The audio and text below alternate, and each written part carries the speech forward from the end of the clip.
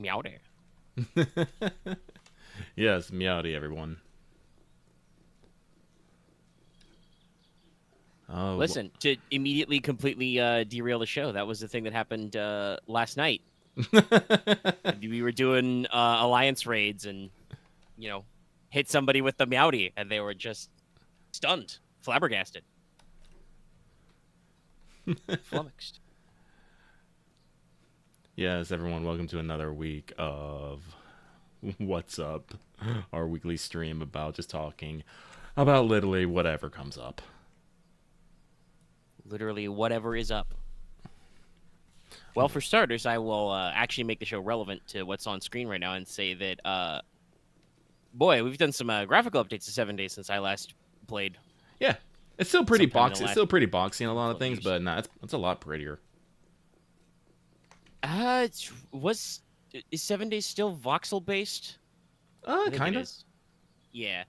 That was the big thing back in the day when it was like still in early access and stuff. Was like, ooh, it's gonna be voxel based, so it'll be like Minecraft or realistic with zombies. And they didn't really go that route, Nah, not really. but there's still some blockiness to the crafting and the terrain. But the textures look a lot cleaner.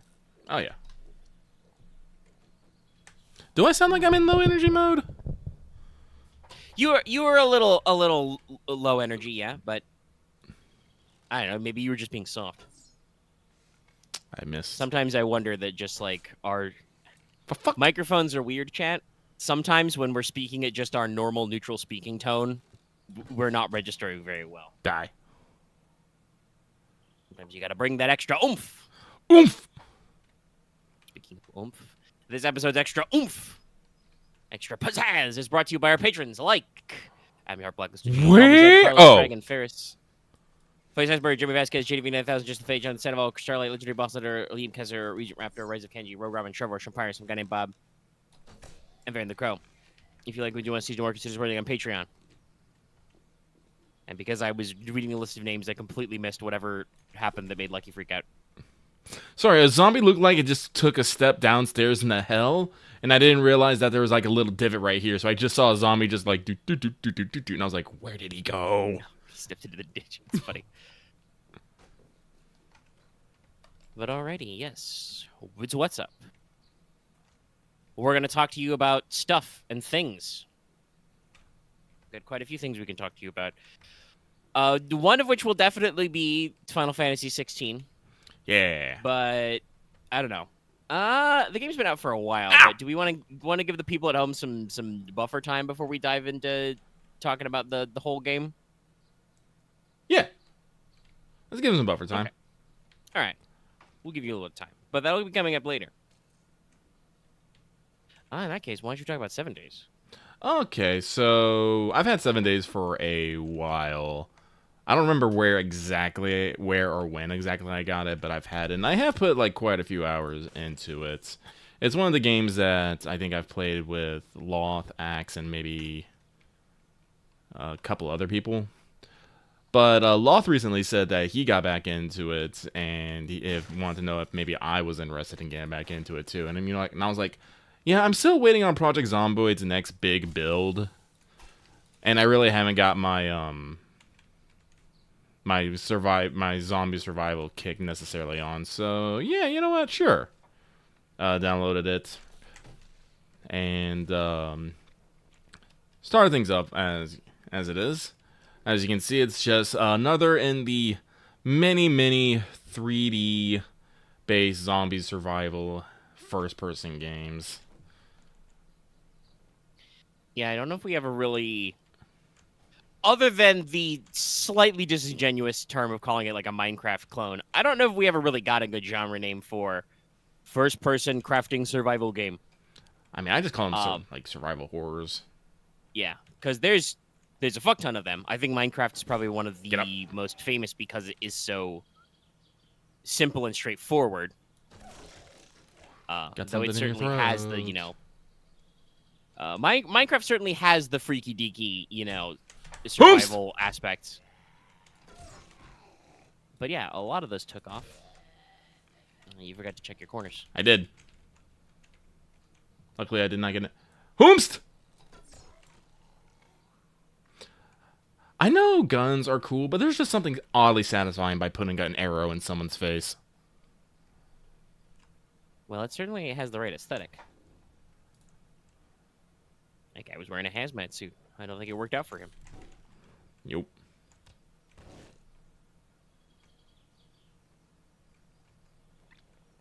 But yeah, it's just like I said, it's just another one of those. And like I said, this game is 10 years old, I want to say. I believe it came out in like 2013, I think. I'll just hold on. Well, let me check them. Whoops. Early access in 2013, full release 2014. So yeah, Okay. it's about 10 years old, accounting for the early release period, early access. Hello, anybody in here? Yes.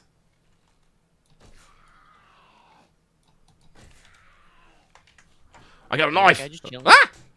You hit me through the canvas, you mother. Stop that. Ah, 10 years and it's still You know what? Fuck this. collision physics.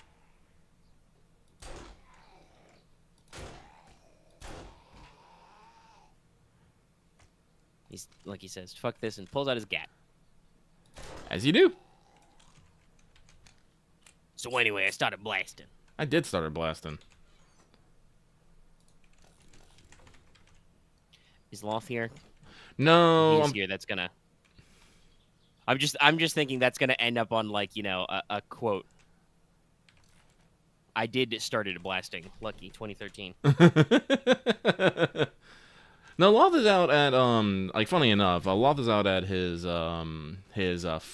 Meat Space tabletop game right now, or playing That is great. playing Pokemon Snap with his DM, which is hilarious because I got this mostly to play with Lawson. We did play a little bit yesterday, but this was like after we recorded and did the Final Fantasy, so we didn't get a lot of time in. And Loth was joking that he was going to come back to the game. It's going to be like a week fucking later, and I'm like. And I'm looking at this, it's already 2 days later since he's been here. I'm just like, yeah. He reckoned it to the Product Zombo experience where we had the one server and I kept opening it up, but I was the only one in it. Ah, Bert! We ended up in like what you call it like midwinter. Yeah. Just randomly.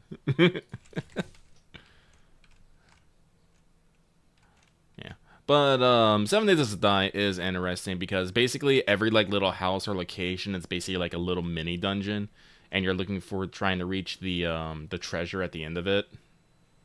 And you gotta there's like not ooh, you smoky. It's not really like shit. Fuck dogs. I hate dogs. There's 2 dogs.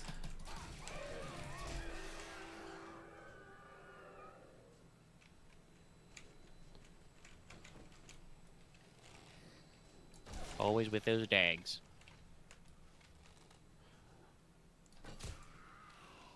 Oh shit! I only got 5 arrows left.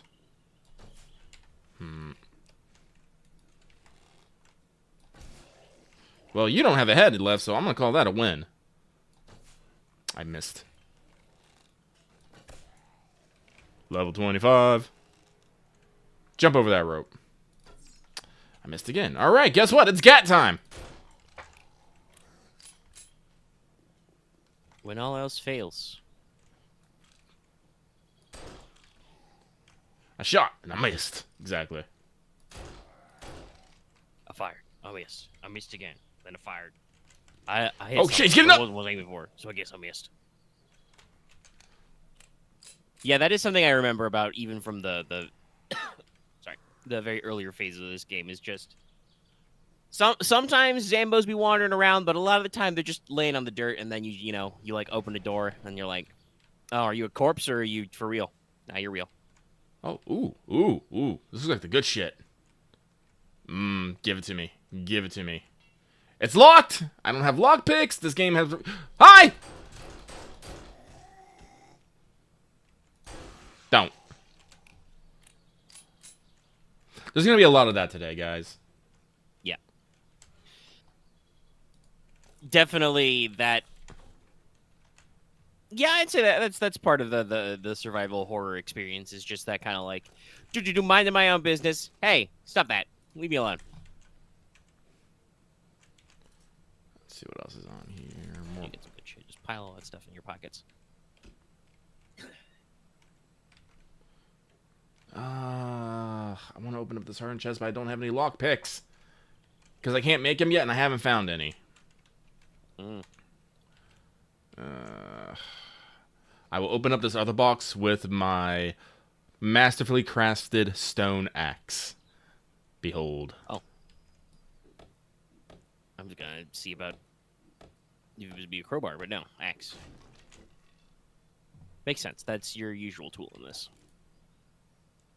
I've played 7 Days before, but as we've said, it is a game that is like 10 years old. I also have no idea when, where, and how I picked it up, how long I actually... Well, I suppose I could pop open Steam and check my hours played.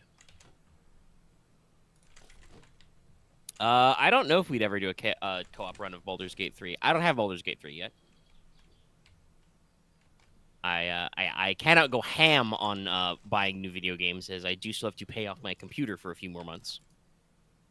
So I can't install and run games I previously was not doing, such as 7 Days to Die. I did make sure to install it on the new machine. I would not mind. I guess we could. I wouldn't mind it, but it'd be a bit of a commitment. Yeah, it'd be a thing we'd have to sit down for. Oh, hey, another gun. Lockpicks! Let's go! Oh, yes. Necessity. Finally got one. Let's see if it's enough to break through the fucking hardened crate. I mean, 7 Days definitely feels like one of those kind of games. Like, I know that when it was, like, still in early access and then was, hit full release, like, a lot of the big, YouTube people played it. Achievement Hunter had a very long-running 7 Days series for a while. I know Markiplier and his friends have played a fuck ton of 7 Days, back when it was relevant. Shit like that, Mm-hmm. And loads of other people that I've never watched, but you probably have, audience. So, like, I'm sure I got it in there somewhere because, it's... Well, let's put it this way. A game doesn't seem like a thing you want to be like, oh, yeah, I remember 7 Days. I could reinstall that and play it with my friends if it wasn't, still good after, like, 10 years, right? We unlocked it. Nice. But, yeah, like, the game clearly has longevity. And it's gone through some rebalances and some upgrades and stuff. All right, now I just gotta get out of here. So, oh, wait, let me check if these boxes are... It's one of those games. They were transporting doggos. Alright, how do I get out? Oh, wait, no, there's a lant here, so I bet it's... Ah, I see. Yeah. But like I said, I always enjoy me a good old craftal survival experience. Ooh. Yeah, read that one. That's for workstations. I'll save those for Loth. Armored up as me, because I'm going to keep doing that. Yeah, one of the things that they changed now is you increase your skill by reading skill books and things. So you have to, if you want to like be able to craft like better weapons and armor, you have to find books first to do it all. Which can be a bit of a pain if you're not finding the books you needed, but when you level up... Oh, speaking of leveling up, I got a point. But when you level up, certain perks you pick will have it so that certain items drop in the world. It's a very... What's the word I want to use? Like, meta kind of thing. Like, by you being better at pistols, more pistol-related items will drop in the world in general. Like, it's a weird vibe, but that's a bird. You better not fucking come here. I will stab the shit out of you. Hey, it's a horde! Oh, I shouldn't have said that. Gat.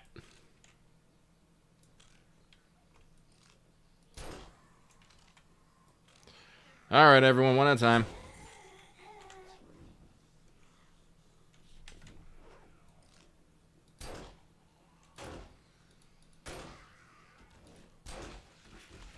Shit!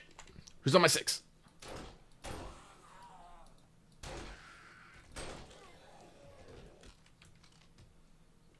Are you dead? Okay.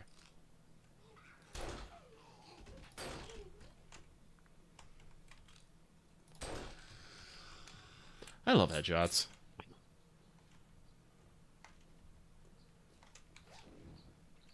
Let's grab all this shit.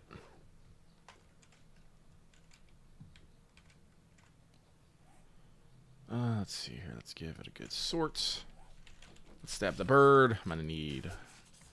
I probably gotta go hunting. I gotta get leather.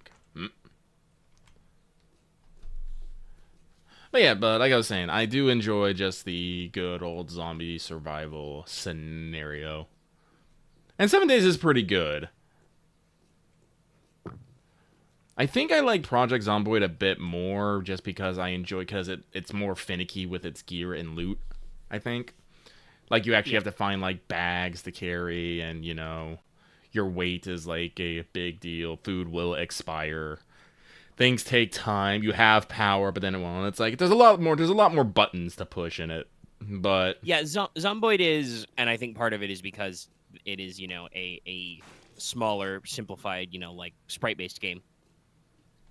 I don't think there's, like, really physics in Zomboid, per se. Mm. You know, it's a lot simpler in the terms of, like, you know, very basic models and stuff. That lets them build something that leans more towards, like, I don't know what, like, you know, kind of an immersive sim of zombie survival games. Like, not quite the same because it's not actually first person like this, but, you know, you've got, like you said, food expires. You've only got so much time to fucking, you know, have power. Then you got to come up with alternatives to power. You got to worry about it being cold. You got to worry about being fucking sweaty and then being cold. Like, it gets to play around a lot more with the you know, the realism factor. Behold, me and Love's box house. Yep. And, you know, everybody's first house in one of these games. Mm-hmm. Well, what can we do? We need a shelter. We'll make a cube. The cube. We'll cut down a bunch of trees and make a box of wood. Yeah, that's just how it goes. Have you built a kitchen and then torn it down yet? Not yet, but I've told Loft that it's probably going to happen. He's all like, yep, I was expecting this. Yeah. Let's see. But yeah, this game, like I said, was, at least from how I remember it, you know, originally, was much more marketed on the idea that, like, okay, it's first person, you know, put you in the moment, but also there's, you know, like, technically, like, physics sim and voxel stuff, you know, like, you can pile up dirt. If you build, like, raised structures but don't support them, they will collapse, you know? Yes. Stuff like that. So, like, not quite as buttony and micromanagey as Zomboid, because it's got a lot of stuff going on in the background that get in there. Though it does, I know, have, like, different environmental zones, you know, different biomes in the video game version of that term. The way video games render biomes does not necessarily have anything to do with the actual biomes. It's a buzzword, kind of. But it's close enough to how video games use biomes, and some video games do actually get it pretty right. Like Subnautica, for instance, calling its different areas different biomes is pretty true, because it's, you know, quite different physical environments where different life can be, and you find, you know, different flora and fauna in those zones. But, like, it's close enough that, like, when you're like, okay, in Minecraft, you have the pine tree biome and then the sun tree biome. And you're like, okay, yeah, sunny trees and then cold, piney trees. Got it. Is this meaningfully significant? Not really, but sometimes. No, listen. 7 Days to Die is a good game, I think, but this, it has this thing where it likes to fucking punish you just for existing. That's why I don't disable the fucking Blood Moon Horde, but I make it so it's not something that's gonna fucking wreck my shit every 7 days. I die enough as is. There's a fucking radioactive zombie in the Pop and Pills factory over there that has killed me like 8 times because I cannot kill this one singular zombie before like 3 hits me to death. I do not need to be worrying about, like, every 7 days to have a nightly fucking endless horde of zombies attacking me. I like the mechanic. Yeah. I like the mechanic, but trust me, there's enough bullshit in this world as is. It's one of those things of, like, a lot of these crafting games, like, and I would even say that while you enjoy crafting games, and I think you've got a lot of experience at them, and you seem like you're pretty good at know what you're doing. Mhm. You are not one of those insano, freaks who does nothing but play crafting survival games all the time. Um, there are people who are such deranged masters of these games. I might even put like Ambiguous Amphibian in some of those areas. Some of the weird setups he's done for challenges is like, yes, I constructed a series of wooden walls and a double switchback filled with campfires to defeat this horde of zombies that get bigger every night. I've deliberately destroyed cars to build natural blockades, and it's like, wow, okay.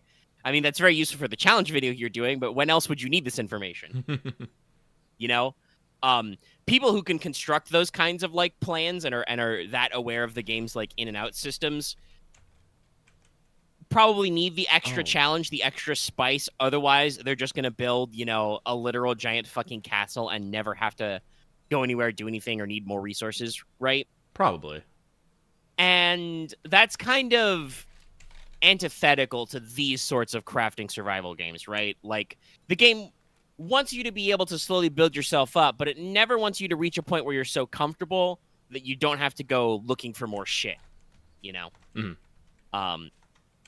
We've toyed around with this, for instance, in Project Zomboid as well. We've run multiple servers at this point where, as a group, we had to, figure out, okay, do we want to have items replenish in cabinets? How long do we want to wait on that? Those are valuable, but also, like, do you want to have to spread out?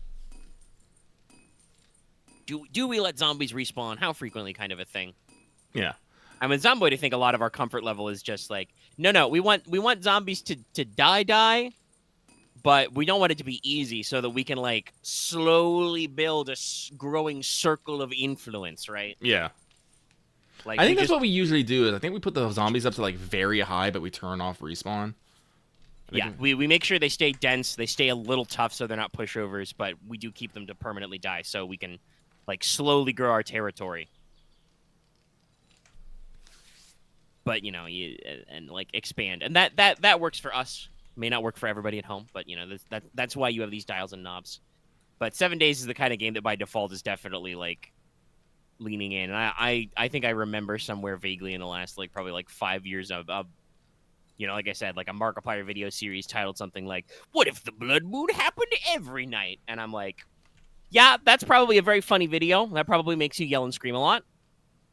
Do I want to play that game that way when I'm not being recorded for people to laugh at my pain? Probably not, no. And I remember, both from like I said, watching videos and playing it a little bit, there's some bullshit boys in 7 Days. They're like guys that are like on fire. They're giant explodey guys. They zombie games have, and I think it is mostly games. I don't actually know if movies went in this direction a lot, but zombie video games have found a lot of ways to take, Zombie Man and diversify them so that players have, unique challenges that are weird. And a lot of that usually is a reference to Left 4 Dead, but not always. You know what? I got a fucking gat. I'm gonna be craziest minute. Blah blah. Every days only last 5 minutes. Yes. No. I'm like, cool. If you want to do that, great. But I like playing a game. I don't like suffering.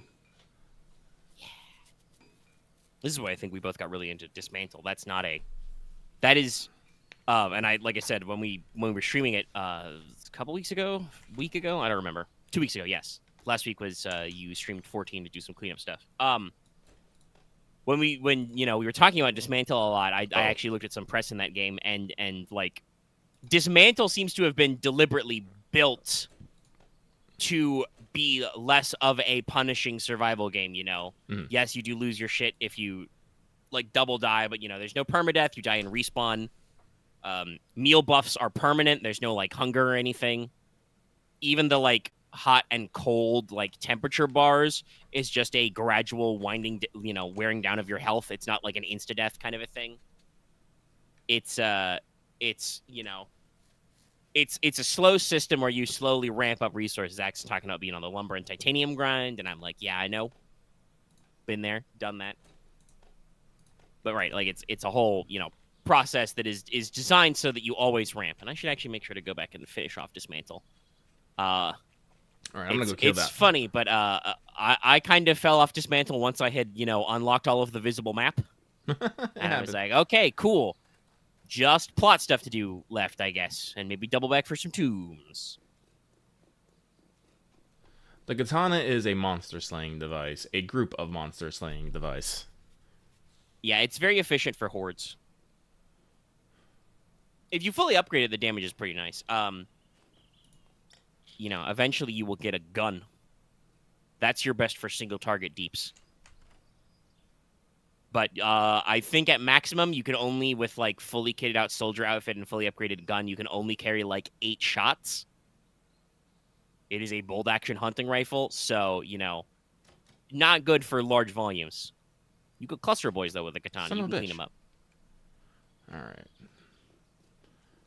Well, speaking of the zombie that kept killing me, I'm going to go back there and unload my gat on him. Get him.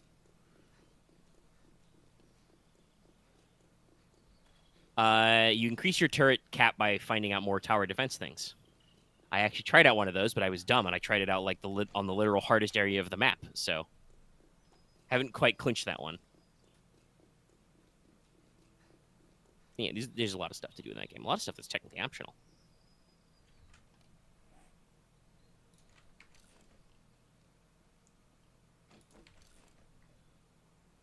I need to eat more food, drink more red tea, shoot more zombies.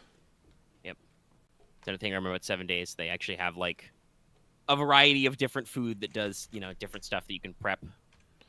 This is this is the thing I want to mention. This is the thing I kind of hate about 7 Days here. Like, that's my location. That's where I'm trying to get. Behold the fucking prize. You see no zombies in sight. Let me just advance. There he is. Why was a man just... Yeah. No, I just saw that happen. This fucking glowing one ghoul drop from the sky, and I just took a sigh. I'm just like, why you gotta be like this? The gat won. Yep. They say 9 mil kills the body, but 45 kills the soul. But these guys are zombies, so you just need to kill the body. Motherfuckers don't have any soul.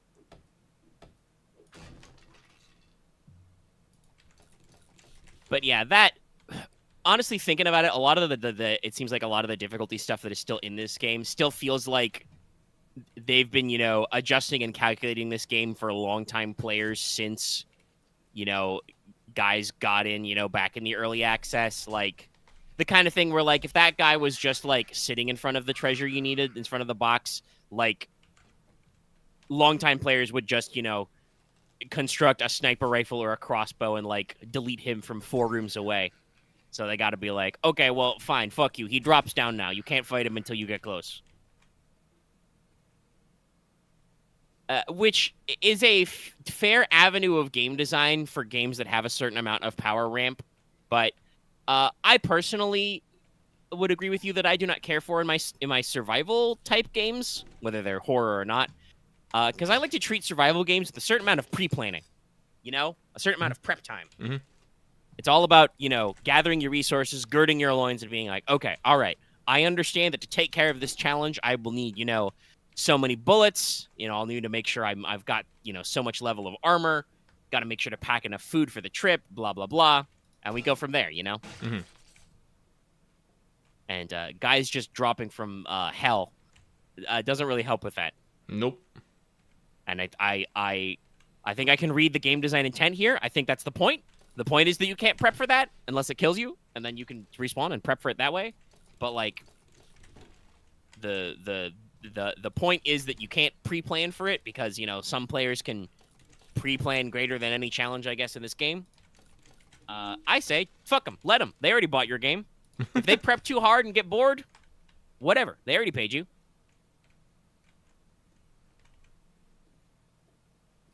And honestly, I understand that like player retention is like Hi. a cool stat to show off on, X.com or IGN or Kotaku or whatever, makes for great clickbait articles. Punk. If there's no ongoing monetization,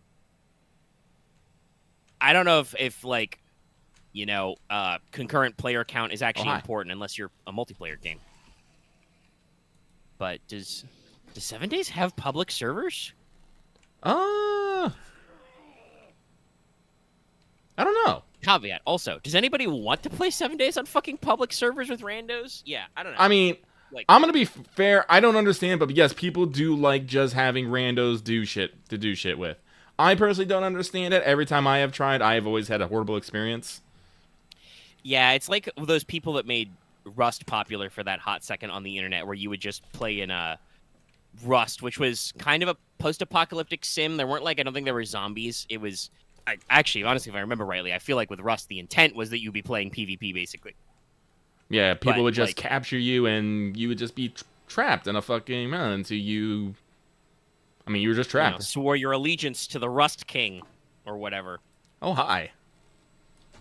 But that made that game popular for a hot second, and then I think the novelty wore off. It's gonna be a deep cut. Some people are gonna be like, "What the fuck is Rust?" Be like, "Oh, you didn't hang out on the internet long enough."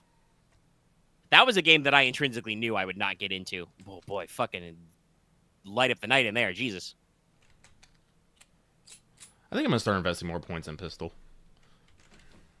It's working. Also, it's a pretty. It's a little beat up and could use some polish, but it's a pretty nice pistol. I think that handle was engraved, which gives you no tactical advantage whatsoever. All right. Engraving.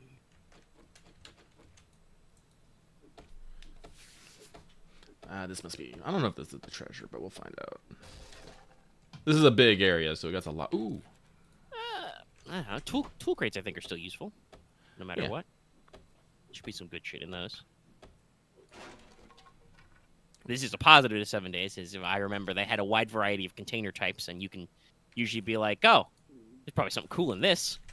Yeah. Zomboid is also good at that, but I don't think quite as... Zomboid is more locational-based, Like, you go to the auto parts store, and you're like, well, we're going to find, auto parts in these cardboard boxes.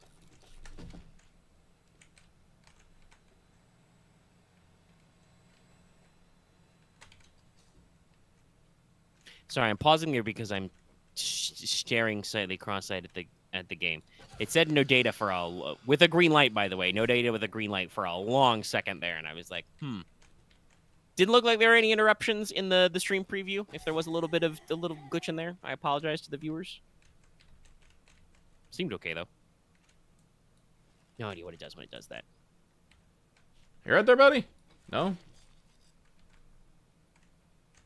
Nice flashlight. Yeah, I don't have a flashlight, by the way, yet. I'm just kind of winging it. I do not You stay pick out up after my dark. flashlight on the ground. Can't pick it up. Oh, what's this? Mm. Vehicle reserve fuel tank. Oh, that's sick. Why is there two of these? Oh, well, I'll grab one for Loth. Or whoever else might join me. I think you said you might. You said, did you reinstall it already? Yeah, I installed it on I had it already installed on my PC. Okay. From the last time you and Loth mentioned it. I was just like, oh yeah, I've got that. I can put it on the new machine. New machine. It's got some juice. That'll probably run it fine. Yeah, because you did finally get everything set up with your new computer, right? Yeah. Nice. Well, not everything. I still got a few files to move over, but I've got most of my programs set up and Steam's installed and everything and re-authenticated. I still need to find a new cord for Monitor 2 to get back to my maximum efficiency. But for now, I can do the other really funny bougie thing, which is I could just have two PCs on one on each monitor. That is pretty bougie. Which is what we are doing right now, actually. I have the fucking stream chat and preview window pulled up on one PC, and then I have Discord running on the other, because I haven't just plugged my microphone into the new machine. Because I'm lazy, and I don't want to set up all my OBS scenes again. I'll get around to it eventually. Fate will force me. Hello? Hello. Anybody here? Wait, 7 days. It's a thing. It's a thing. Try it I out. enjoy it. What's up?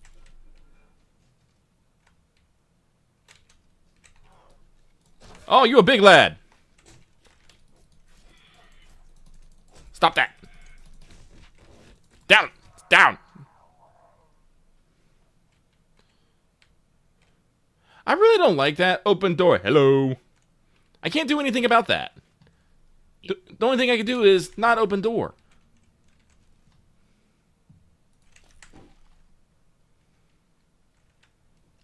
Any treasure in here? Yeah, it doesn't look like it. Alrighty, moving on. Let's see. Martha's posted a recent Zomboid dev diary in our Cabal, talking about how they're blocking together all of their components. Seems like they are trying to do what happens in a lot of these games and not just build the the crafting framework, but also tie that into just a unified system of machines and electronics. Yeah, no, I'm very hyped for Build 42 of Project Zomboid, but like I said, it's not here right now, so Nope, they're still working on it. It's a big overhaul, looks like, but they're still trucking. This update is from the 17th, a couple of days ago. Still trucking. I want a flashlight because it's very fucking dark. Always need a flashlight in these games. Well, if we do string up together a multiplayer session, we have, fun new things to watch together.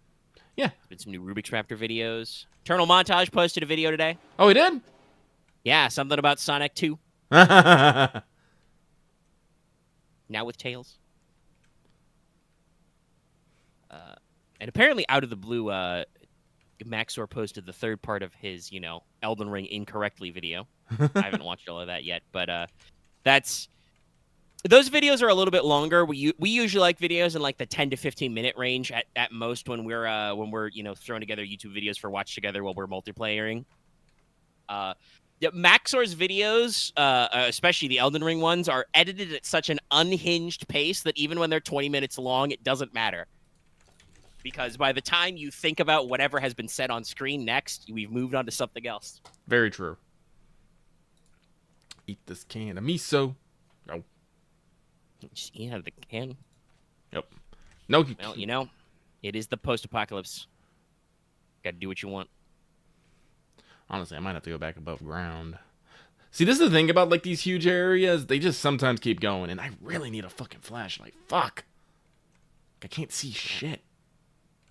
Flashlights or maybe throwable flares. Glow sticks in 7 days. Well, like I said, the game has this very bad... Like, look, you see, look at that. That is treasure. That has a backpack with a gun in it. That looks like other things. And it just has this light on it, and it's dark everywhere else. This just screams, something's gonna fucking... Oh, there's a chest up there. There's a box up there, too. I can see it. But this screams, something's gonna fucking fall on me. 4 dudes will come out of the shadows with their knives. Luckily, I'm super fucking stealthy, so I might not have tripped it, but I'm still like... Oh, I can reach it from here. Heh. Oh, either Long that, or reach. or either this, or this is the fucking health kit before the boss room. The classic.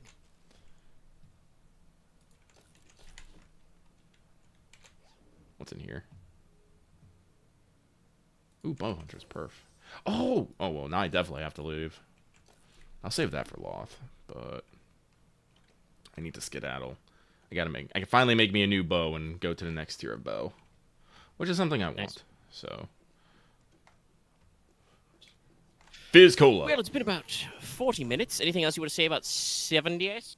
No, it's just that I went to the vending machine and I heard a zombie, so I'm a little concerned. As you do with no flashlight. I mean, what's my fastest way out? All right, I'll leave Lucky to find his way out. I'll actually step away for a second. When we come back, I think we've got enough time. We can start talking about Final Fantasy 16. That is not the way out. I'll go out the way out that I know out.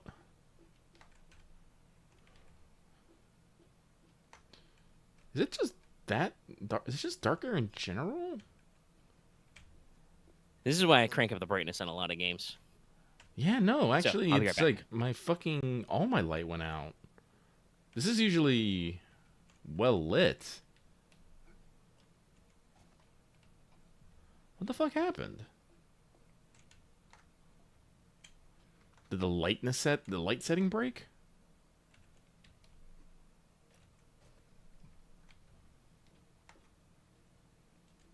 Uh, Here's another problem. They took out like one singular fucking step here, and it's a pain in the fucking dick. Oh, I sprained my leg.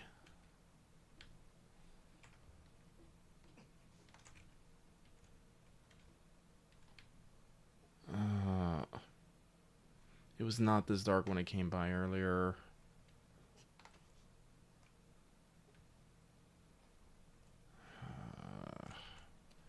Consider my options. What can I do?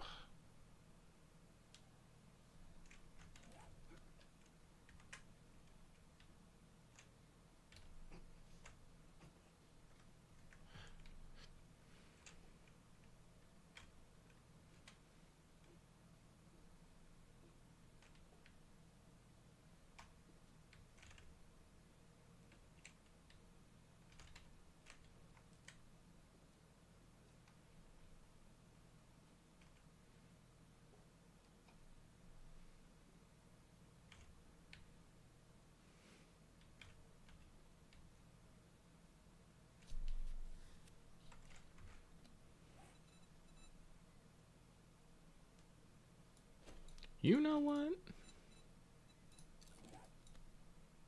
Nope, it wouldn't be enough. God damn it.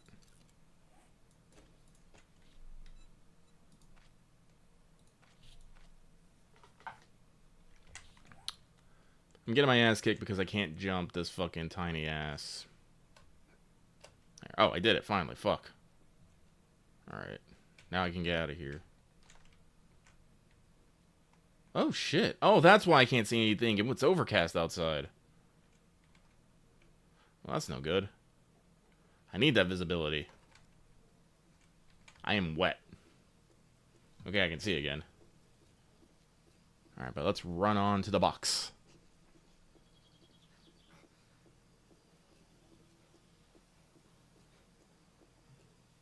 I killed a lot of the zombies in the area, so it shouldn't be too hard. Yeah, unfortunately, Alrighty. I do think the lighting engine in this game is a little borked. Things get darker way faster than they should, in my opinion. Well, that answers the question I was about to ask when I sat back down, which was, did Lucky solve the mystery of the mysterious darkness? Yeah, I think so. It's overcast and raining, which just means the world's general ambient lighting is way lower. Ah, good old simulations. But alright, okay. If Lucky's ready, we can talk about Final Fantasy 16. Yeah! Because you beat it. I did! Rolled credits Wednesday? I want to say? No, Tuesday. Wednesday or Tuesday. I was sick. Well, technically I wasn't sick. I was in a impaired state. I mean, I think we can call heat prostration an illness. Heat stroke's a thing. Well, it wasn't full on In heat fact, stroke. It was a heat exhaustion. Yeah. There's a couple different names, but yeah. That's stage too 2 hot. of 3. Yeah, lay down. Yeah, some sort of ailment, a debuff perhaps even. Yeah, I'll call it a debuff. I do like, by the way, though. Sorry, to one last thing about 7 days. I do like that your player claimed territory has this giant bright green box around it. So no matter how fucking dark it is, you can always find your way back. Yep. Yep, that's where I live, in the green box. But in that case, well, you know, since I'd beaten a little before you, I want to ask you, Lucky, first. How did you feel about the ending? As is often the case with Final Fantasy games, people seem to have mixed feelings about it. I think it's a slightly upsetting ending, but not a, what's the word I want to use? unexpected, I guess is the word. Like I liked it. I liked the themes and all that stuff and all that stuff, and it's all like, God, I'm trying to remember the line he says.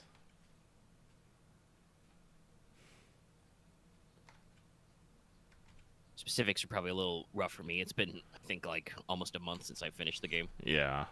Unfortunately, I am sorry. I got caught up with a lot of shit, but if there's one thing if there's one thing I'm good at doing when debuff, it is just hyper focusing on one thing, which I did. But no, But just yeah. the entire like climax was. Well, honestly, the more I think about it, I don't know necessarily think the climax was as hyped as it could have been. Like in my personal opinion, like it's I because like thematically what they did with a lot of stuff for the climax, but yeah, I think I mentioned this to you the other day that the final boss sequence is cool, and I love what they did with the music, doing a big remix of "Find the Flame." yeah, no, like the music, no complaints about the music, but the more I think about it, the weirder I fucking find it. So, we're probably gonna be talking about spoilers for Everything. The yes. game. It will be Oh spoiled. yes, thank you, If you haven't LBH. played That it and was the you line. care- We'll be the final witness to your fantasy, where it's like you are living in a fantasy, and we will be the final witness. I said, I'm like, yes, I love this line. Yeah. But There's some good zingers in there. there's some good singers in there, but like, I was like before I pushed towards the end. Excuse me. Like I'm not gonna say like I feel like honestly I feel like I'm missing like half a journey somewhere, and I'm not entirely sure why. And I feel like maybe the climax was a little abrupt. Like I don't know. Yeah. I don't know if this is me who's used to the big long JRPG slog of just doing one more fucking thing, but like actually reaching the end felt a bit abrupt. Like I'm not saying like There is a oh no There's a fuck ton of side quests right before you do the final. I won't even call it the final dungeon though, because that's the point I'm gonna get at. But Yeah. right before you do the final boss, there's a fuck ton of side quests, including some extra side quests you unlock. And there's a couple of neat things that can come from this. You can kind of like indefinitely add Joshua and Jill to your party to wrap up other side quests and hunts, Yep, which is kind of neat. that's what I did. Yeah. But when you do the final bit, it's just the final boss fight. It's not. There's not really a dungeon. There's a very brief, walking simulator moment in the middle, but it's mostly just fight phases. Mhm. Which was not what I was personally expecting out of a giant, floating crystal sky palace. I was expecting, something like, Northern Crater, Sky Fortress Bahamut, End of the World in Kingdom Hearts, the world that never was in Kingdom Hearts 2 kind of a thing, like a final, map area, right? Yeah, no, I was expecting to come across like echoes of my the past like icons and stuff, and fight them, because apparently like this is a whole big thing. But as much lore and story as this game has, I feel like and they don't wrap it up. Like Yeah, there's literally even when you max out the lore, there's still unanswered questions, right? Like Barnabas's mother is just a big question mark. Leviathan the Laws is a big question mark. Like what the actual role of the icons and dominance kind of were. I mean, fucking Ultima kind of like talks around it, but at the end you really aren't entirely sure what the man's goal was or its goal was. It's just like Them's goal. them's goal. It's Yeah, like, Ultima. I mean, I will say there's some things I do appreciate about the way they handle Ultima as a character. I thought when I did Ultima's museum tour, Mhm. After you defeat Odin, you get sucked up into another space where Ultima can tell you all about everything. Time I was to a exposit. little worried when that started that we were gonna do like a flip and like somehow Ultima was gonna try and come across as like a good guy. Actually, Ultima certainly thinks that about Ultima, but the game is very clear. No, Ultima is a shitty god. They are a terrible parent. They suck. Terrible, like literal on that terrible parent. Like, yes. like he is God. He did create us, but then he was all like, I'm gonna go take a nap now. And in our, our hour of need, and he came back and it's just like, what the fuck have you been up to? It's like, where the fuck have you been up to? Yeah. But and he's like, nope, none of this is right. Just gonna suck up all your life and start over. And ultimately, it seems like Ultima's actual plan to cast, the rebirth spell, and reunify everything is like. Even the devout believers in Ultima are not going to get their reward. Ultima says straight up in the final confrontation, "There's not going to be any humans in my new world. Fuck you." And it's just like, damn, you suck. Actually, yeah, like, you are it. Like, I don't know. Maybe if it was supposed to be like foreshadowing it the way Duchess Annabella is, but I'm like, wow, Ultima, you were just bad at this. Like, every time a fork in the road existed where you could have maybe done something about what's going on here, you were like, no, just gonna keep doing what I was doing, actually. Whether that's, napping, rebirthing the world, whatever.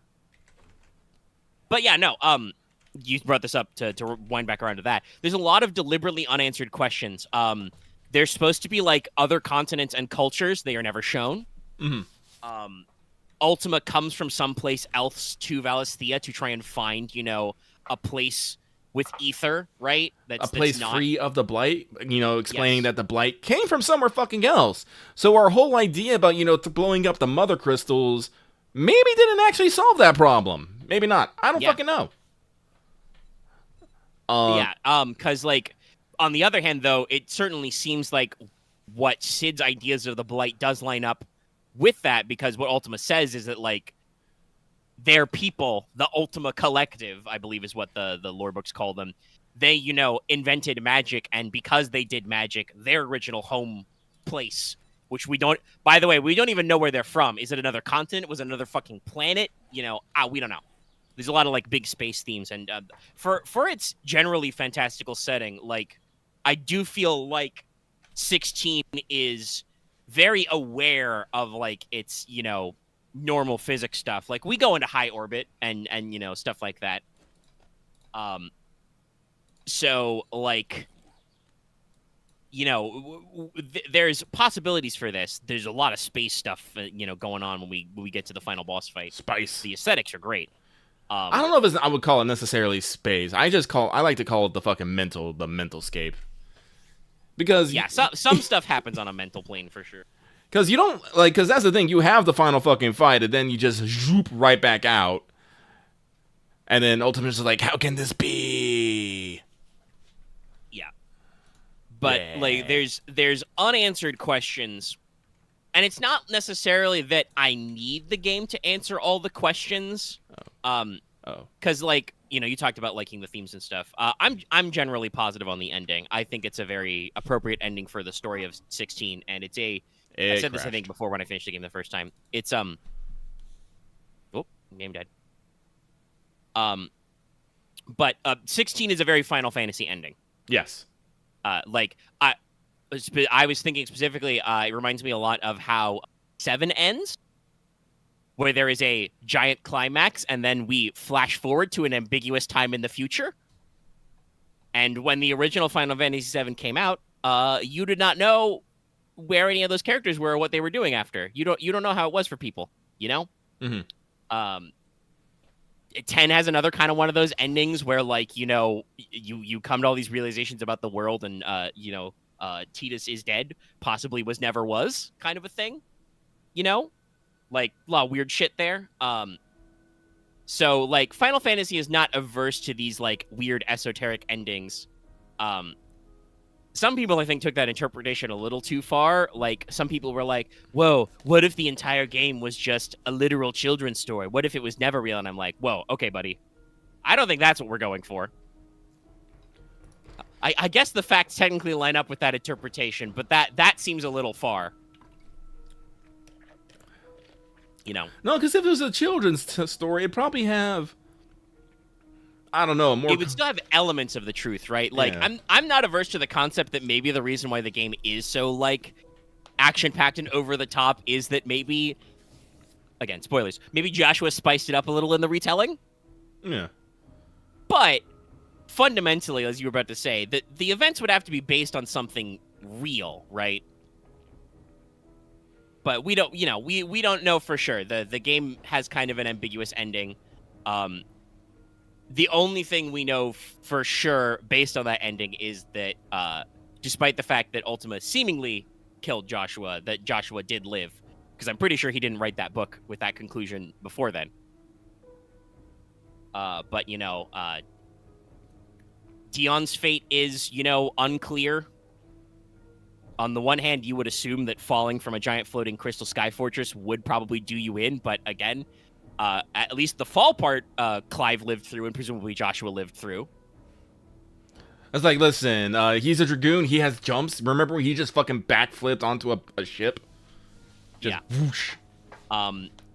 Clive's fate is ambiguous. Like, he certainly seems like he's having a bad time on that beach. His left hand's getting a little stony. Getting a little calcified.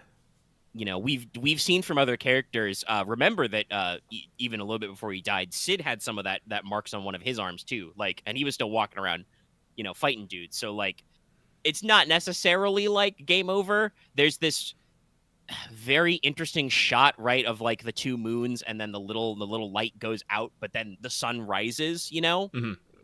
Like, I don't know for sure if Clive is 100% dead or not. I will say, Axe asked earlier, could there be like a 16-2? No, I don't think so. No. At least not without some radical restructuring of the game. Because to give it all away, chat, the big ending is Clive tells God to fuck off and die. Punches him in the face. And then, punches the shit out of God. I love it. That's good. Great clash. Because they do the fucking slow-mo zoom and everything. So, we joke about Final Fantasy and these types of games ending with punching God, and, CBU 3 made it very literal. It's like Yoshi P just went, what if we actually punched God? And everyone just went, I'm for it. Clive punches out God and then blows up his big crystal.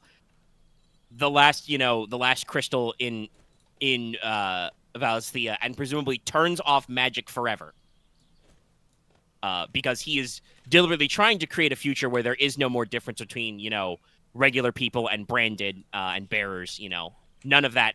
No more icons, no more dominance, no more bearers. We're all just people. So that would prevent normal gameplay stuff from happening. I know that Yoshi P has said he's interested in doing DLC. I think the thing he said explicitly, if he was going to do a DLC story, he's interested in Sid stuff. Yeah. Me personally, like, I would be really interested in seeing a Leviathan-focused DLC. Mm-hmm. Because Lost Leviathan is never touched on, and in the final battle when you're doing like your cross-element clashes, right? Water never comes up. Yeah. Even though, arguably, I'm pretty sure Ultima should still have water magic. True. I didn't actually think about that. Yeah, I don't...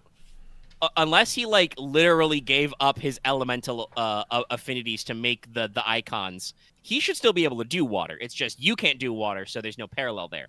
I still really like that segment because you do all the combo clashes into the element and reverse it on him. The order is very significant because it ends with fire, And then you just hear all the voices of, your friends and comrades when you do it. I'm just like, yes.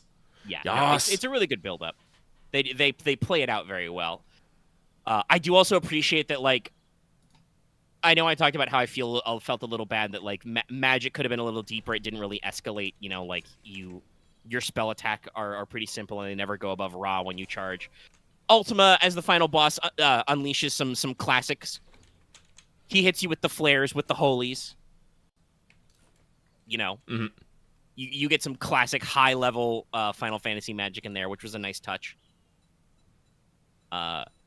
and you get some fairly elaborate combo strings. He does a lot of like unfolding attacks and lines, teleport strikes, shit like that. A lot of fun there. Listen, I'm excited yeah. though that we got to do fucking Try Disaster though. Yes, that was really cool. That gave me life. I was just like, yes. And that whole sequence is like, it's short, but like when the three bros come together. Remember, Dion's dad married our mom, so Dion's honorary bros. Mm-hmm. Like that was a great sequence. Honestly, the more I think about it, I wish I could have got more Dion time too. Yeah, Dion's a very popular character, and I think a lot of people have that response. Like, he's not even a party member, because he spends that whole final sequence just chilling at the hideaway, waiting to turn into a dragon. Mm-hmm. That I think would have been really cool to see a lot of the Dragoon moveset from like even an AI companion. Stuff like that. So like, there's definitely some stuff there. I am kind of curious. We always talk about the fly on the wall part, right? Mm-hmm. I do kind of wonder, like, when certain things were solidified, because like you said, the actual end of the game is very compact. If you ignored all the side quests and just jumped straight to the finale, you'd probably be shocked about how fast it ends after that turn. Yeah. Right? Like, it's just like, no, you're just doing the final boss fight now. It's just here. We go, and you're just like, oh. So like, I appreciate the side quest build up to that. I do kind of feel like the stuff with Jill and Joshua could be a little more telegraphed. I don't even remember. Are those marked with like the important side quest marker? I don't remember. Like, I remember I heard about people doing this. Like, they only did that quest less, so they didn't have them. I got it like halfway through the quest, so I still had them for a few. But you have to I was about halfway. Like, you have to specifically do a side quest, and then I think you have to do the Torgal side quest, and then you do the Joshua side quest, and then that unlocks the Jill side quest. I think. Yes. Yeah, I think it's in that order. Because like you get a little bit of Joshua when you do the Torgal thing, and then you come back and like do a little bit more with him, and then Joshua is like, Clive, we have to do something special for Jill. And Clive's like, what? And Joshua is like, idiot, giant oaf. You must do something nice for Jill. Because we're probably going to die. Come on. Think of something. Shout out to Joshua. Solid good boy. Doing his best. He is doing his best. I got a couple hours of light left. Let me see if I can make it back down into that. But yeah, there's a lot of good vibes there. I do kind of feel like, I mean, it's intentional. We do a lot to wrap up Jill's subplot later, and then after you get Shiva, she kind of like drops out of the game until that technically optional stuff at the end. And obviously it makes some sense because you eated her icon, so honestly, it seems her powers are a little limited. I do think it might be a little harsh to say, but I do think it's okay for her to bow, because I think her character arc is pretty much done at that point. Yeah, I think it makes sense, and it's like, it has been a recurring plot point that because in like the first, most of the first act and part of the second act of the game, Clive cannot prime or semi-prime at will. He cannot do normal dominant stuff because Ifrit is weird. So this means that it was very explicit during the time skip, especially, the second time skip, that whenever you needed one of the team to do dominant stuff, Jill had to take all that weight. And Clive feels very bad about that because, that's shortening Jill's lifespan. There are several times where Jill has to go back to the infirmary and, oh gosh, I've forgotten the healer lady's name off the top of my head. Tarja, yes. I was like, starts with a T. Yeah, where Tarja is like, Clive, Jill needs to rest. She needs to not do magic stuff for a bit. Do you understand me, Clive? And Clive is like, yes, of course I understand. But also, I can't just Ifrit up, But also, Clive is also... Tarja's like, Clive, you need to sit down. I'm sorry, what was that, Tarja? I'm off already. Goodbye! She's like, Yeah, Clive! basically, Tarja's like yelling out the door. It's like, Clive, also you should take a break. Clive's like, what? Can't hear you over all the work I'm doing. Bye. Look at all this fire I'm summoning. Clive just turned into a rocket and away from the hideaway. Yeah. I think that's just the Roz Fields. Josh was the same way. Josh was getting it from both ends. You know, like the moment you bring him back to the hideaway, Tarja's like, oh, this dumbass kid needs to rest more. He is going to die. Take your medicine, son. And then also, his assistant as well is like, look, Marcus, you need to rest. Here's your medicine. Drink this. And he's just like, yes, of course. Right after I finish this book. What's that? Sorry, I can't hear you. Have Firebird things to do. Bye. There's a dog around here, and I hate it. Honestly, that's a line of all of our boys, our bros here. Dion is the exact same way. Motherfucker wakes up half dead in the slums outside of the Twin Side, being nursed back to health by the medicine girl. Which, by the way, in general, the internet seems convinced that she's the dominant of Leviathan. Because her name is Keel, as in the, keel of the hull of a ship. Mm-hmm. And she has access to clean water in the slums. I guess. I'm not opposed to it, but it does kind of seem like a very loosey-goosey thing. But, like, wakes up with the medicine girl, heals his ass, and he's like, yes. Excuse me now, ma'am, I have to go, be a lone hero. After he was taken back to the hideaway and drunkenly stumbled out of there half dead, These boys just don't rest.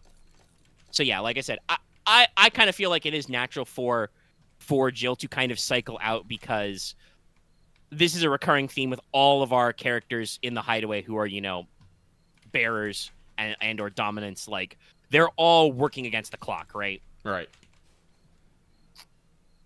So it makes sense that she should actually, like, I don't know, take a $5. Because she literally cannot prime anymore, so she doesn't have to worry about that. No, that just reminded me. There's another target. There are actually a lot of loose ends to the game. What the fuck was up with I've forgotten her name, but the pregnant woman in Waloed, and her baby. She's literally the only person not gone Akashic in there. They said, I remember this, Gavin, Clive thought it was thought because her child would have been a bearer and that protected her. Yeah. But. Which, if they think that, I'm okay with believing that. There are, again, some internet sleuths who are like, this doesn't seem like that's enough there. I'm like, fucking, Listen, human pregnancy is actually, kind of invasive. Babies are really in there. I could see, sharing the magical energy. But yeah, sure, it's mysterious. It's open-ended. Mostly I think it exists, as a metaphor, though. This is, I think, the issue some people have with the ending, maybe, is that, we've talked about this before, but I know that, again, I don't remember exactly where, but at some point before the game came out as part of the press release, Koji Fox said, as part of the, talking about, writing the script and localizing and everything for the game, said that the game's story and script was pretty subtle. And I do think that that's true. There's a lot of unspoken stuff in the game, and in some cases that works to reinforce the themes, and in other cases that does leave us kind of wondering, oh yeah, we still don't know what was up with that. What the fuck was the blight? Am I ever gonna find out? Probably not. Does it actually matter? Not really, but I would still like to know. Yeah, that's the thing. As a story, I think we're pretty okay. But me, I always I don't like not knowing, for lack of a better term. It's if there's a possibility for me to know, I would like to know. Yeah. So all in all, I myself generally agree with what you said. I like the tone of the ending. It's fine, There were a couple moments where they really hit me. Honestly, the part that got me the worst is that they fucking faked me out. They do the fucking, montage when Joshua dies, and I'm like, oh, and then it looks like he's, Clive couldn't bring him back, but then they do the thing with the book, and I'm just like, oh, you son of a bitch, you got me. I've been played. Bamboozled. But like, yeah, no, it's a yeah, it's a heavy hitter, but it still all works. It's I'm still very curious to see where they go with stuff. like Yeah, the game has a lot of themes. Go for it it. has a lot of themes. I'm trying to think of where I want to go with it.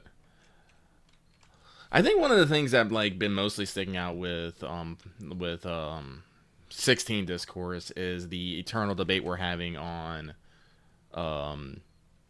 turn-based versus action RPGs, and I'm getting a little tired of it. If I'm gonna be real, I'm gonna be real. I was tired with it to begin with, but people do not seem to want to let this topic go. Yeah, I mean, this kind of dovetails into the, Baldur's Gate 3 is still super big in the collective unconsciousness right now, and there's maybe a few things to mention there, but like, definitely like the fact that Baldur's Gate 3 has come out and is generally well received and well praised, I think, which I think most of it deserves, but it's kind of like, as usual, people are kind of turning this into a greater talking point about video games as a medium. Like, people are pointing at it and going like, look, see, turn-based can still be successful. Okay. And sure, I think it can. There are loads of turn-based games that are out there. Somebody did talk about how mentioning some game titles like, Fire Emblem has, had some of its best-selling games in forever with Three Houses and Engage, right? Well, okay. Well, let me stop you there, Omega. Because no, you are right. There are some people who like will point to those games, but they're usually pointing to their beloved franchise games. How many people do you see out there talking about Estrella Ascending, Sea of Stars, Diofield Chronicles, the Advance Wars reboots? There's a fuck ton of actual turn-based games out there that no one just acknowledges, and they just wait for like a specific the one that does Guppy Speed before going, see. And that was where I was eventually going to take this. Was like I think that, like, if people say turn-based is dead, they're wrong. There's a lot of good turn-based games out there. But the problem is that there seems to be this kind of, like, weird discourse that games can't change. Yeah. Like, they must keep doing the same thing, even though, like, and for the Final Fantasy debate, this was extra stupid. Final Fantasy has been built on the idea that they are constantly changing, evolving. They keep making thematic callbacks, but systemically, each numbered Final Fantasy is usually quite different to the ones that came before it, right? Like honestly, this is something I need the community to start doing. I need people to actually start using a third term in RPGs. We need to start using the term cooldown RPGs. Because I'm starting to realize that more and more games, they are not like games like 12, 14, and 16, they're cooldown-based RPGs. While you can do a little hit and a tink and a bend, most of your abilities are based around a timer that you can do certain special abilities. And I definitely think that 16 leans way more action-wise because it gives you that kind of moveset. But yeah, it's still fundamentally, like you said, like it is true. You can wail on things with your normal attacks, but if you just wail on something with your normal attacks, you're going to be there in a long time. So most of your strategy is going to be relying on your very powerful abilities, which have a cooldown. Yeah, it's shocking. I know the same people who made Final Fantasy 14 made Final Fantasy 16 a generally, real-time game with no global cooldowns, right? Where it is important to learn your rotation and maximize your weave to hit your best wombo combos. It's like, and like there are still inserts that are a little different, like Odin's iconic feat, Arms of Darkness, like changes up your vibe a little because it limits some of your commands but expands your moveset in other ways. But in general, yeah, it's about like I was able to hit my most stagger damage by like figuring out the exact combination of what abilities I could execute in what stagger timelines. Yeah, so 12's not really 12 is weird. It feels like because it's earliest, it's kind of a pioneer in this space. It's not really cool down, but more like cool up. Well, I still think Like, everything has cast times, but I think it still applies because a turn-based is, when you think about it, turn-based is when it is your turn, no one can do anything else on your turn. It is your time to plot, plan, and do a move. Action RPGs put no limits on what you can do, but also what the enemies can do. Cooldowns, which is this in between I'm trying to get people to understand, is usually you have some limited action you can do, but any of your moves or your enemy's big special moves are usually tied to a resource that is limited by a period of time. Like, honestly, like, when you think about it, this is kind of like Final Fantasy like 7 and 6, 7 with like the AT bar is kind of like that. It's still technically turn based. When it's your turn, when it's your turn, it is your turn. But you still have to wait for that bar to fill up. Yeah. And your if I remember rightly, your active time bars in 7, and for instance, were definitely based on like your speed or dex stats, stuff like that. Yeah. And had different things going on. But like and that this is the thing people are bad at. I also brought up the Fire Emblem example because I also wanted to say a counterpoint as well. Fire Emblem is a strategy, a tactics RPG as well. It is not just about being turn-based, but it is about being turn-based at a strategic level, right? Yes. Like, it's got almost like a chessboard style, like, okay, you go, you move all your guys, the enemy goes, they move all their guys, like, it is not just everybody takes their individual unit turns, but it is a macro scale, like, okay, we're all going to take our turn all at once kind of a stuff, And I think there are differences there as well. And games like Fire Emblem may appeal to strategic players who don't like, normal traditional turn-based stuff. And like I said, I think there's plenty of good turn-based games out there. While I still have not played it, my desire to be interested in Honkai Star Rail immediately shot up when they said it was actually just straight up turn-based, and I was like, oh, neat. Because, Genshin is definitely in that cooldown zone, that middle ground you're talking about. Yeah. So, like, yeah, there's a lot of stuff out there.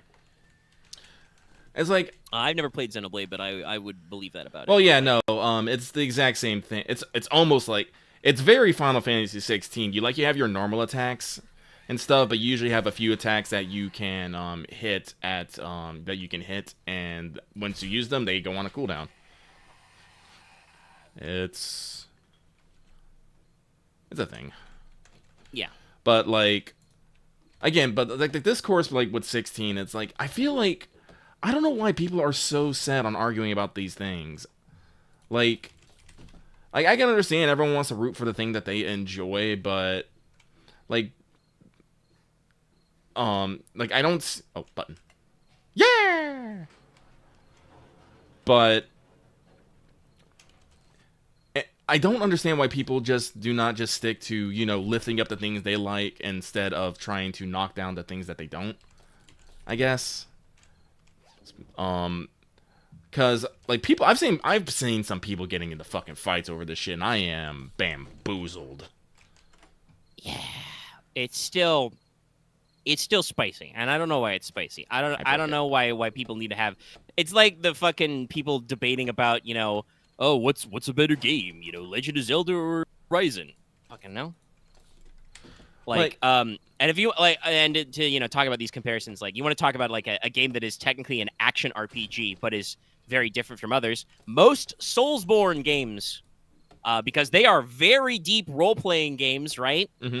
Lots of stats, lots of fiddly bits, lots of equipment. They are also almost always entirely real time, down to you cannot fucking pause. Fuck you. By the way, I mentioned that because I saw. Oh, I mean, on the one hand, I hate articles like this title, but also it's so funny, and it is true. I saw an article about Armored Core 6 that was From Software has discovered the pause button. And I'm like, yeah, no, I mean, this is a critique I have about Soulsborne games, but also Armored Core is not Soulsborne. But yeah, like, it's all real in there, and I don't know, it's wild. RPGs have always had this problem. I mentioned earlier talking about like the concept of like immersive sims, right? Like some people don't call those RPGs with the role-playing game addendum, but they are very much role-playing games. But I think the idea is that like old school, Thief or Deus Ex or whatever are supposed to be so down on that ratio that like not only are they just role-playing games, but because they're first person, they like actively put you in that world. But that also means, a lot of those games border on, first-person shooter mechanics. Even the classic Deus Ex was like that. Though also Deus Ex was absolutely a... When did Deus Ex actually come out? Hold on. It was the 90s, I think. When did the actual Deus Ex video game drop? Oh, it's getting dark. I gotta get home.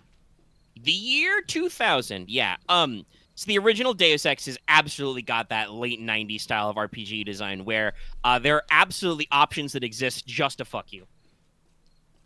I feel like the opening stage of the original Deus Ex is one of the hardest opening stages I've played in a lot of video games because it's just like, hey, did you pick wrong at character creation? Fuck you. You're dead. I never played the original Deus Ex, but System Shock 2 was that for me. Yeah, I remember. I haven't played System Shock 2 yet, but I've watched some videos about it, and I remember that like it has this like life path character gen thing you do, and then you get to the actual gameplay, and if you picked a harder difficulty build, not knowing that was what you were doing, you can absolutely be fucked starting. Darp. And that I think is a tone of a lot of these early immersive sims, and it's funny because like Soulsborne games are not like those immersive sims. They are not generally first person. They generally don't have a lot of like character role playing moments. Like there's not a lot of deep dialogue trees in these games. There are quest forks and decisions, but generally the way these games work is that if you finish a quest line, everybody just fucking dies or is sad because it's Soulsborne. Elden Ring is, I think, one of the few games they actually turn this around, and some characters can have positive character arcs. But stuff like that. But like, That's big. They definitely still have that same like, hey buddy, did you build weird? Here's your gut check boss. It's your literal first boss of the game. Something I do appreciate about Elden Ring is that it does not have a lot of these problems. There is a tutorial area. There is the typical "we'll probably kill your ass before you start" boss to jump you into the game. You can almost immediately get to like leveling and fast traveling and shit like right after. There's not like a cutoff. Like I tried to play the Demon Souls remake, and I've bitched about this before. Boy, Demon Souls has a fucking ramp to getting you to leveling. You straight up have to do the whole first stage and defeat the first real boss before you can actually do any shit. Like the Maid in Black doesn't even fucking show up until then, and I'm like, damn. And the original Demon Souls starts off that first area with all of the bullshit. There's fake out pits you can fall in, bottomless pits everywhere, edges. There's fucking crossbow goblins I hate. I hate those men. And they have a fucking Indiana Jones rolling ball trap at least once. Oh, I remember that one. That got me. I remember that. Another one that commonly gets people, this is the start of, this is where FromSoft, I think, first did there. You walk on a bridge and a dragon sets it on fire. Yep. They love that one. So, yeah, no, like, Elden Ring is still a tough game, and I, like, constantly debate with myself of, like, oh, do I want to get back to trying Elden Ring? Do I want to work on some stuff? Do I want to get some grind on? Because I'm the spot in the main plot where I'm at in Elden Ring is I need to go to Raya Lucaria and eventually defeat Renala, which would be nice because that would access my ability to respec if I wanted to like swapsies my game around, which I probably would want to do because there's the Dragon Covenant sorceries and I'm like, I'm sold. I like those. I want to learn dragon magic. Dragons. I'm not going to turn into a magma worm. That mechanic's not in the game. I'm going to be I'm going to become Elden Lord. Derp, derp, derp. But then I also have to be like, oh, yeah, but that's going to take some fucking time investment. Listen, I love that Elden Ring is actually open world, and I could just look at a boss and go like, nope. That's why I got into Raya Lucaria. There was a dragon guarding the key, and I just snuck around behind him, stole the key, got on my fucking horse ox, and left. I ran away like a smart man. But because it's open world, even then, it takes a fucking while to get anywhere. I have actually instead started playing Lost Judgment, and I might talk about that a little. I'm still very early, but, it's good to get back into the vibes. Lucky has done several streams about that, and boy, howdy, fucking Seriously, Yagami, skateboarding. Take this skateboard, okay? I shall use it well. But yeah, like, it's just there's a lot to games. There's a lot of games out there. There's a lot of genres of games. There's a video game for you. If you want a retro style inspired, turn-based game, Sea of Stars is coming out soon. Yeah, comes out in It's like 10 days away, I think. Yeah, it looks fun. It's going to be free on PS Plus Extra and up day one if you want to just drop it and try it, show your support and all that stuff. Like, yeah, that's out there. Obviously, if you like classical CRPGs and you want to see more games like that, you should buy Baldur's Gate 3, But I like that Baldur's Gate 3 has, like, caused this immediate phenomena where, like, game developers and game journalists and shit are just, like, immediately being like, all right, guys, hold up. Don't expect all of us to copy this like it's Breath of the Wild, all right? Okay? Cool. Bye. Like, I don't know. It's so funny that, like, so many game developers feel the need to be like, whoa, whoa, whoa, whoa, whoa. We can't all make Baldur's Gate 3, okay? Hell, even Larian Games was like, yo, we can't make Baldur's Gate 3 again. Yeah, they're like, we can't do this every time, guys. This is a lot of work. Which I totally understand. And, like, I don't know. There was a conversation in our Discord earlier. Let me actually clock to it. Because we were talking about, like, presentation and stuff, right? Like, by the way, also, somebody brought up for another good fact, Persona games are still turn-based. Yeah. They're still following their formula very well. There will be a remake of P3 coming out. Obviously, if Atlas and Sega didn't think there was a market for that, they would not be doing it, Mm-hmm.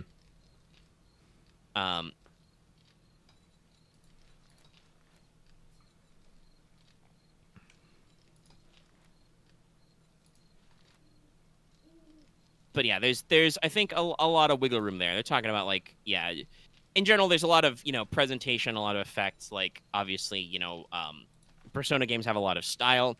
They also get away from some of the genre conventions we associate with turn-based RPGs and JRPGs because they are urban fantasy. Mm-hmm. But yeah, I did see some comments from Bloomberg's Jason Schreier, Meh. who is usually good at reporting on video games, that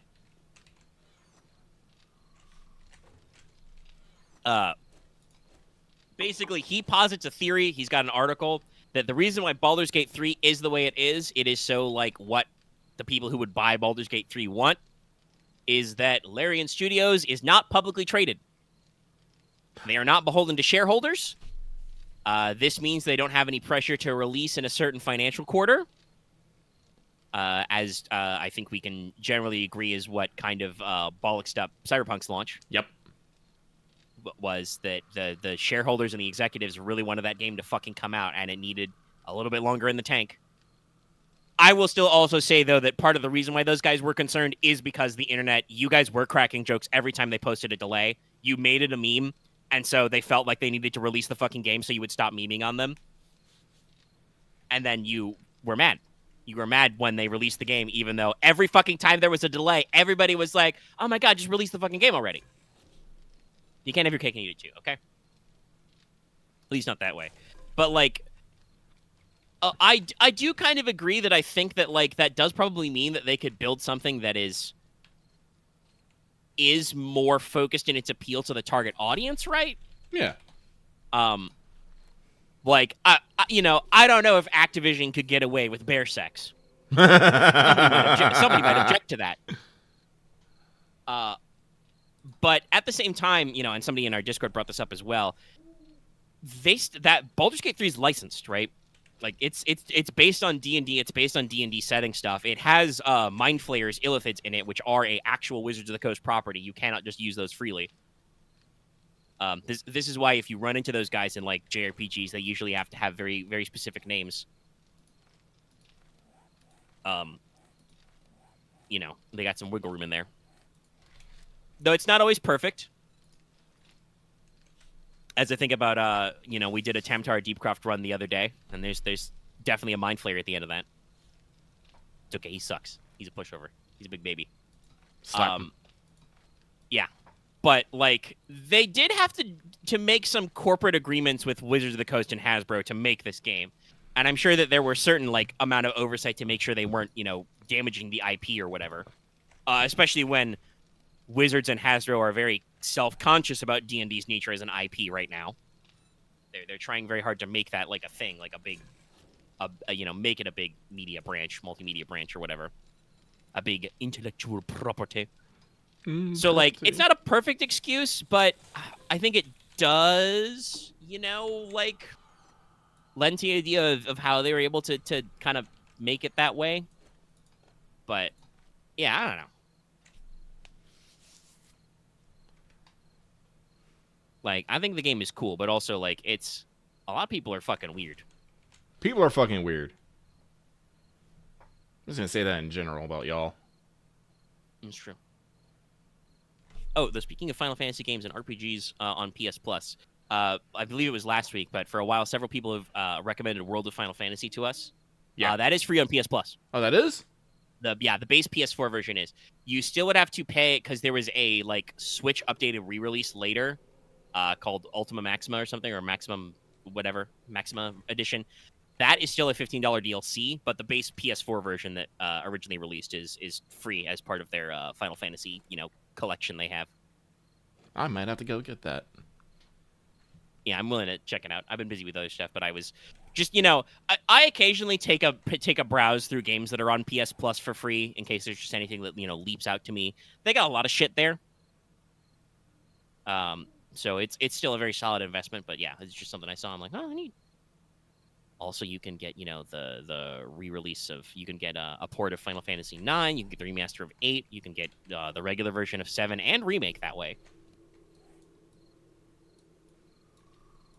I'll keep the DLC in mind, but yeah, like they got a lot of steez in there. They have 15, obviously. That game's newer though, so and sold a lot, honestly. TBH. But yeah, I don't know. I normally don't like going outside, but I don't want you guys just seeing me inside a fucking room until dawn, so...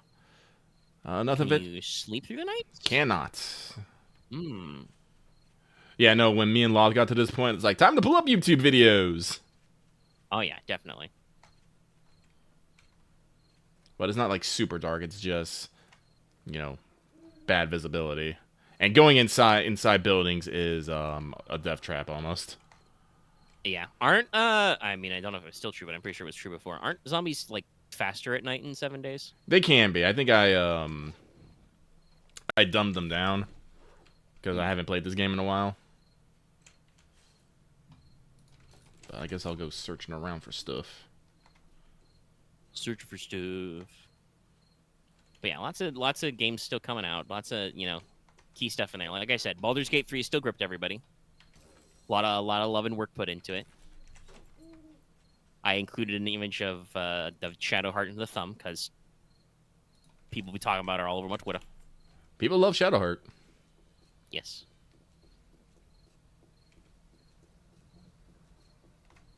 Oh, it is day 7. That means all the loot should have respawned. I will try not to take it all before Loth has a chance. 7th day to die. 7 days to loot.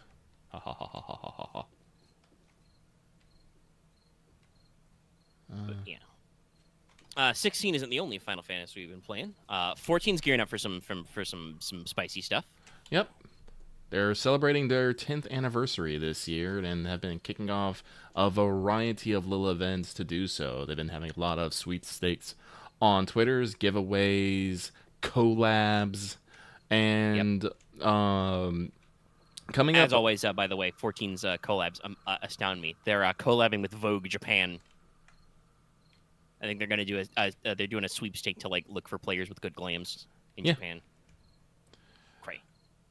Just showing off that they understand that the true end content is is your fucking glamour game. Well, I mean that's true. We'll talk about that because you're about to bring up the other thing, the next thing for the 10th anniversary. Yep. So we are getting our we're in the middle of our Moonfire Fair event, which is just our little summer event. Everyone got to become Sentai Rangers, and they love it.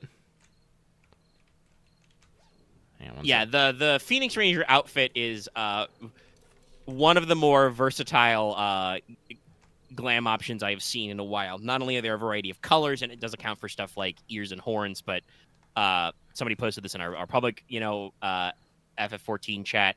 Somebody like put the helmet with like the maid outfit, in all gold and other weird shit.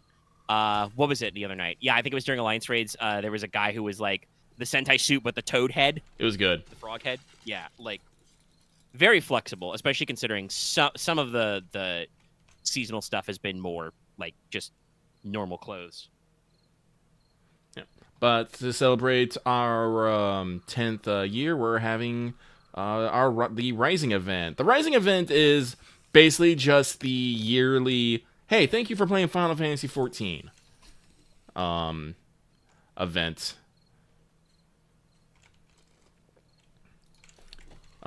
With and like in game a little bit of a tone of like, from what I remember from previous stuff talking about, kind of like a little bit of a theme of like, remembering the calamity and Yep. meteor fall and all that stuff. The game was literally reborn. Stab. Okay, it's not too dark in here. I might be able to manage this. I am pretty strong, Stonks. but I really... Also, I am very sneaky.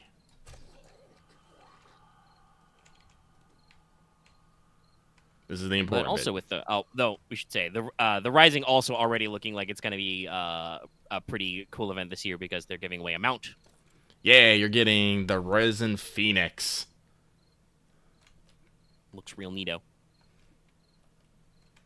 But also, roughly around then, they're going to do another Moogle Treasure Trove. Yeah. And it is gonna be stonks, y'all. So normally the Moogle Treasure Trove is just something that happens. They usually tend to do it like maybe every other big patch-ish. So like it happens like once or twice a year. This time though, they're doing it in celebration with the anniversary, the 10th anniversary, and they have for all intents and purposes double downed.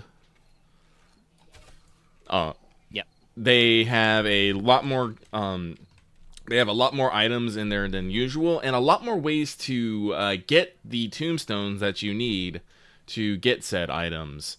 Also, I think in general the tombstone amounts are bigger as well. Yes. Yeah.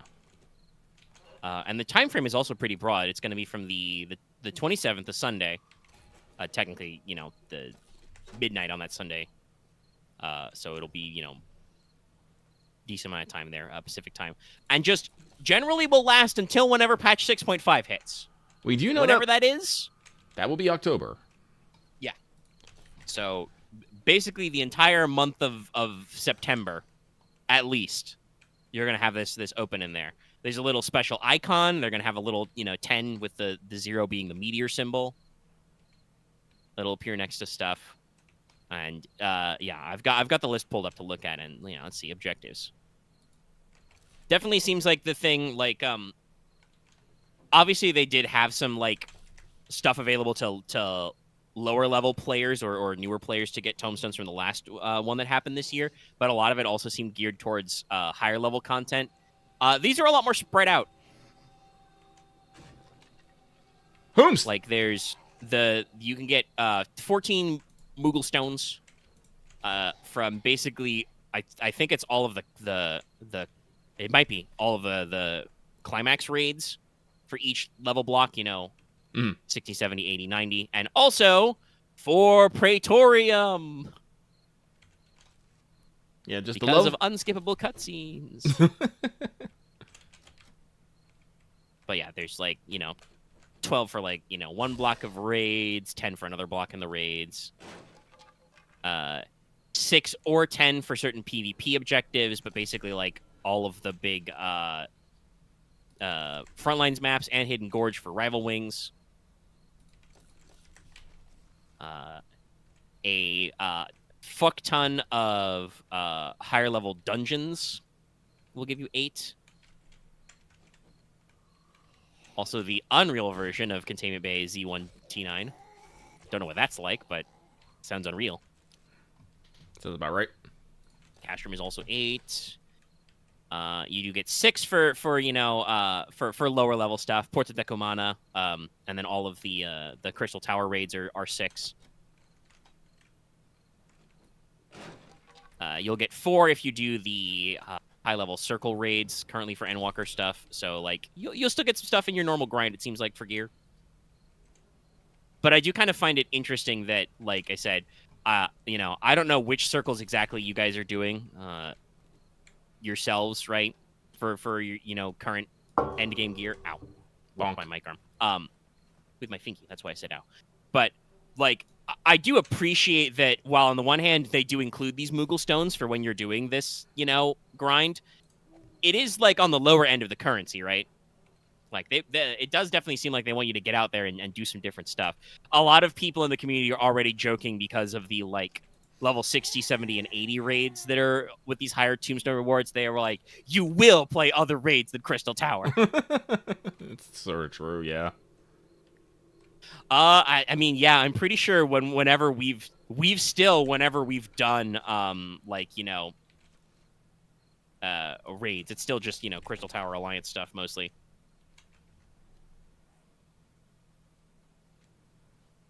Like, I don't think I've seen any of the second set. And obviously, mostly we've been doing daily leveling roulettes to get Dark Knight up so that I can do a lot of streaming. Which I will pre-warn chat. Let me see. Is that actually... Will the bonus stream be next week? No, there's one more Thursday. That's the 31st. So I'll be running the poll a little later. I'm going to warn you not to, like, pitch the vote in any way, but... if I'm actually going to play Dark Knight ever, you probably should vote for it now so we can get through it. Otherwise, I think I have to put it down for a while because this is a Heavensward job, so I'm not doing story quests, which also means I'm not unlocking certain abilities. Technically, I could have... I'm level 55 Dark Knight. I could have access to the Gap Closer, but I'm pretty sure that requires a quest to unlock. So as we get into higher and higher level content, I'm starting to feel bad about not having all my buttons. Because the buttons are important. Buttons are important. I do still at least have, like, my AoE combo. I've got my ranged attack. I've got several of my mitigation buttons. Got my basic, melee combo, obviously. But, yeah, it's a little like, there's some stuff I do not have unlocked yet. But, yeah. We, in particular, are planning to fucking gear up, though, for this Moogle Tombstone stuff. Because there's some good shit. Let's see. There's a 10-year anniversary framers kit for your profile. Mm-hmm. The big one that they're showing off is the because it's a new drop, is the Fat Cat Parasol. Yeah. Pretty solid. There's some hairstyles. There's a special samurai themed barding for your chocobo. There's a variety of emotes. Ooh, the sweep emotes in here. I'll have to get that so I can join the sweeping. There's also a high five emote in here. There's, your usual block of some mounts. You say that, but they literally have all the Stormblood mounts in there. Well, yeah, that's what I was gonna say. Is that they've expanded this lineup as well. Like last time they did a Moogle Treasure Trove event, there were some of the Heavensward, series of mounts. But this is like straight up all of the Kamui are in here. Which is cool because I like those guys. You also get there's a single Gwib, which I find slightly hilarious. Yep. Also the Tyrannosaur horn. I'll be after that. There's some good Orchestrions in here.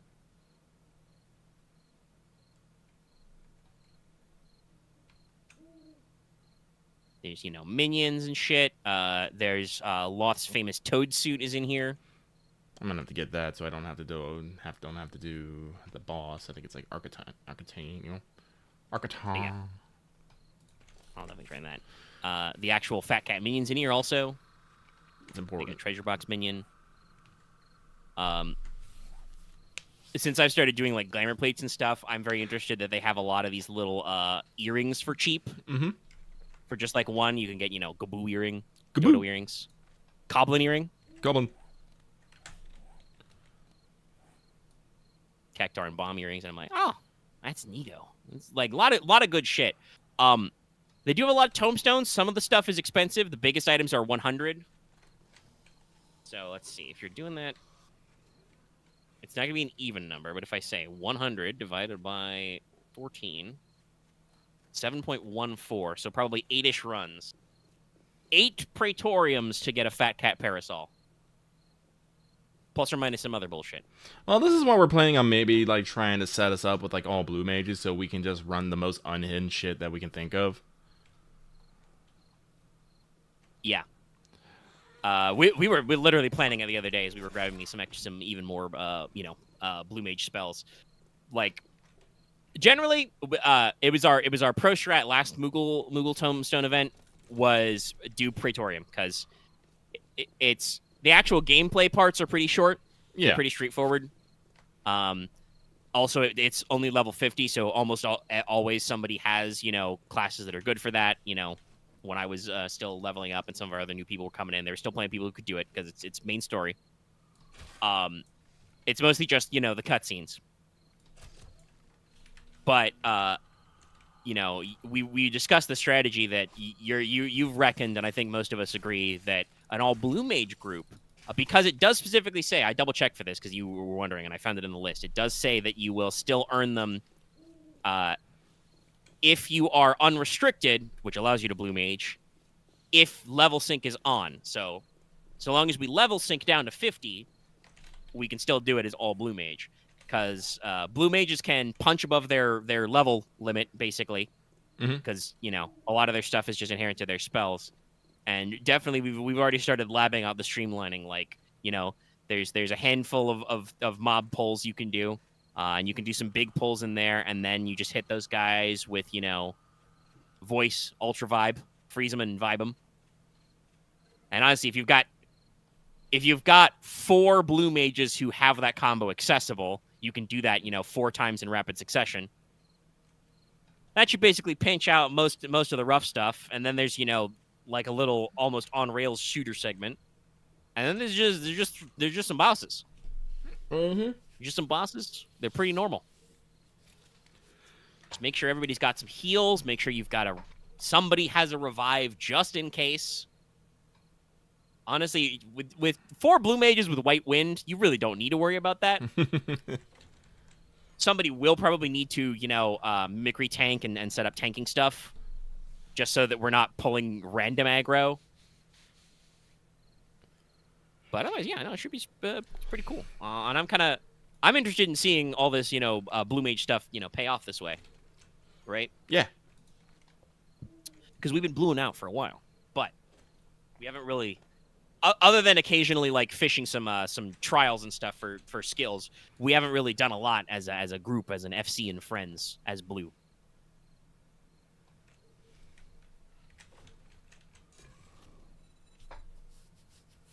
So yeah, that's cool. All right, okay. Let me scratch that off my list of some stuff. Actually, also, and I believe that I'm not 100% sure, but I think I saw some tweets. I think the Fat Cat Parasol is a fan design originally. I believe so. That's neat. I like that stuff. Also, it's fucking adorable. And it's funny. Just the other day, I think we were talking about, because we were doing some treasure dungeon stuff. Which, by the way, I should also point out, we have once again had crazy good luck at. I think we talked about that a little last week, but also we've had some very long runs in that as well later. Had some great fun times. No crazy good luck on the fucking roulette spins, but Yeah. we try. But while we were crowded around doing some of that treasure maps and dungeons and stuff, I think it came up the subject of parasols, of where some of them came from and how to get more, how to get fancier. And now the game is like, here, do you want this fancy parasol? And I'm like, yeah. It's like, yes, I would. Yes, I will take glam items, mounts, minions, and emotes. I need to be able to sweep upon my friends.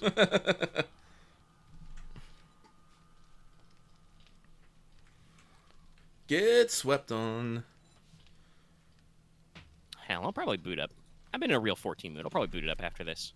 I don't know if I'm gonna do anything with people, but I got some solo stuff I can do. Work on some Blue Mage class quests. Have been wanting to maybe unlock some other stuff as well. See if people are around. Mm-hmm. I know Alter's hoping to get back into it on the weekends because he's had his hand thing for a while.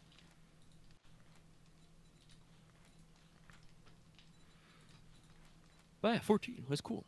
Let me see. Ooh, I'm getting a little sleepy. Not really sleepy, but, yawny. Let's hit up a couple other things. I think the number one, to me, like, other than general video game nonce that's out there. Oh, and I do want to throw this out there just because I saw it while I was browsing some news. It does seem like review copies of Starfield are going out. Oh, okay, that's good. I think the game hit gold last week, and so review copies are starting to cycle out. So we'll see how that shakes. And a lot of pre-release hype for AC6 going on. A lot of cool stuff. Amazon has actually moved up my pre-order date. I think I said last time when I filed the pre-order, they said it was going to be like September 1. Now it's actually like the 28th. So it's still like the Monday after the weekend. But it's only like 3 days after, so it's better. But the big like news thing that I think that hit everybody kind of out of nowhere was we got our first trailer at what's the actual subtitle? Is it Scott Pilgrim Stands Up? It's Rises something. Up? I don't know. The Scott Pilgrim anime adaptation from Studio Sorrow has its actual first trailer, and it is looking good. We used a not lot just of because obviously. Go ahead. we used a lot of adjectives. Yes. I mean, Scott Pilgrim has a very specific style of language that's very unique to it. And because it was unique to the space the author was in when he was writing it, very specific subculture stuff. But not only does it look like the original author's, works in motion generally, like it seems like visual style wise, they're sticking to all the stuff just with added, camera angles and whatnot. But also they've announced the cast, and it's based like I don't know how the fuck they did this. I really don't. But I think they've gotten everybody from the movie back to do their voice roles, including, by the way, a couple of those guys are like were or are major like Marvel studio actors. Like they've got Chris Evans back for Evil X #2. Though admittedly, this is probably the reason why he did eventually want to be like, okay, my contract's up. I'm done playing Captain America, guys. But still, like, he's a big deal. So like, yeah, no, it's a great trailer. They've got they got the band who actually like recorded all the insert music back. They're getting a lot of the fucking actors back in. The animation style looks really good. It's solid. Nice. I like it. The author went on Twitter and basically said, "No, it's not the exact same thing. If you want to see the exact same thing, the books are out. They're done. I've completed them. You can go read them. This is something a little bit different." And I'm glad that they've started with that, just so people will not necessarily just immediately point at it and be like, "It's not the same." Because now I can be like, "Yes, no, it's not the same. This was pointed out earlier."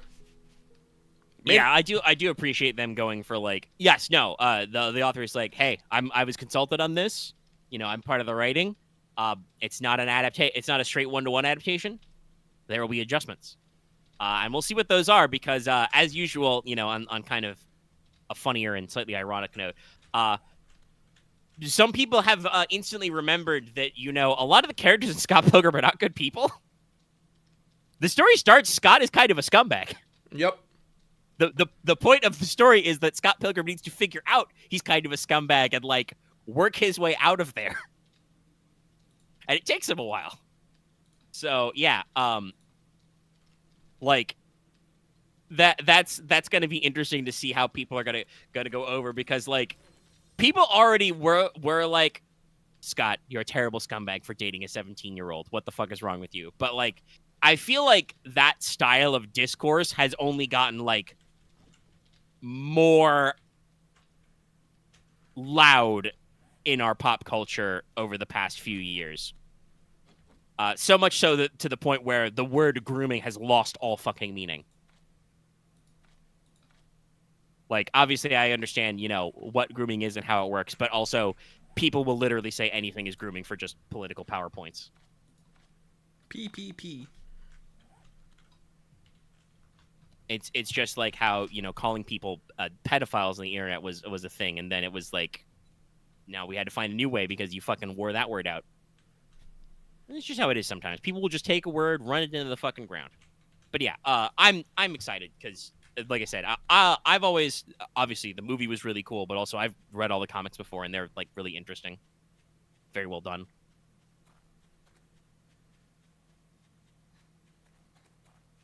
The animated series is Scott Pilgrim Takes Off. Takes off. Yes, and it will debut in November on the Netflix. I hope there's a Amaguchi track in there somewhere. Oh, I hope so. I mean, I feel like that's almost to be expected at this state, just because like they're doing so much effort to get everybody else back, right? Yeah.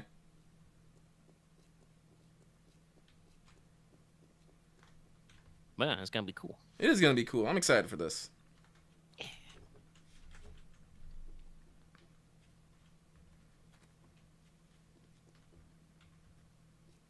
Let's see. X is talking in chat about doing his customary ask about tabletop stuff. I mean, we're vibing. We're working. Got some stuff in the can. Just today I wrapped up. Because the latest AP is actually out. You can go listen to it. It's titled the way it is because the word centipede just escaped us for like 2 hours. It really did. Not necessarily in the same way, but like there were several attempts where we just couldn't speak the phrase centipede. It was like the fucking lolly lule low. But that one ends on kind of like a I won't say a cliffhanger, but a setup for the next thing, which I kind of imagined it would go this way, but I am glad that the kind of characterization stuff had the effect on everybody I wanted it to. Except for Ryan. Ryan was nonplussed. Yeah. How dare. He was still a little bit mute, but it still went along. He agreed anyway. Probably because there was lightning themed stuff involved. Also, he gets to hang out with the cat now. Everyone gets to talk like Grimulkin now. Of course, sir. Yes, sir. Right away.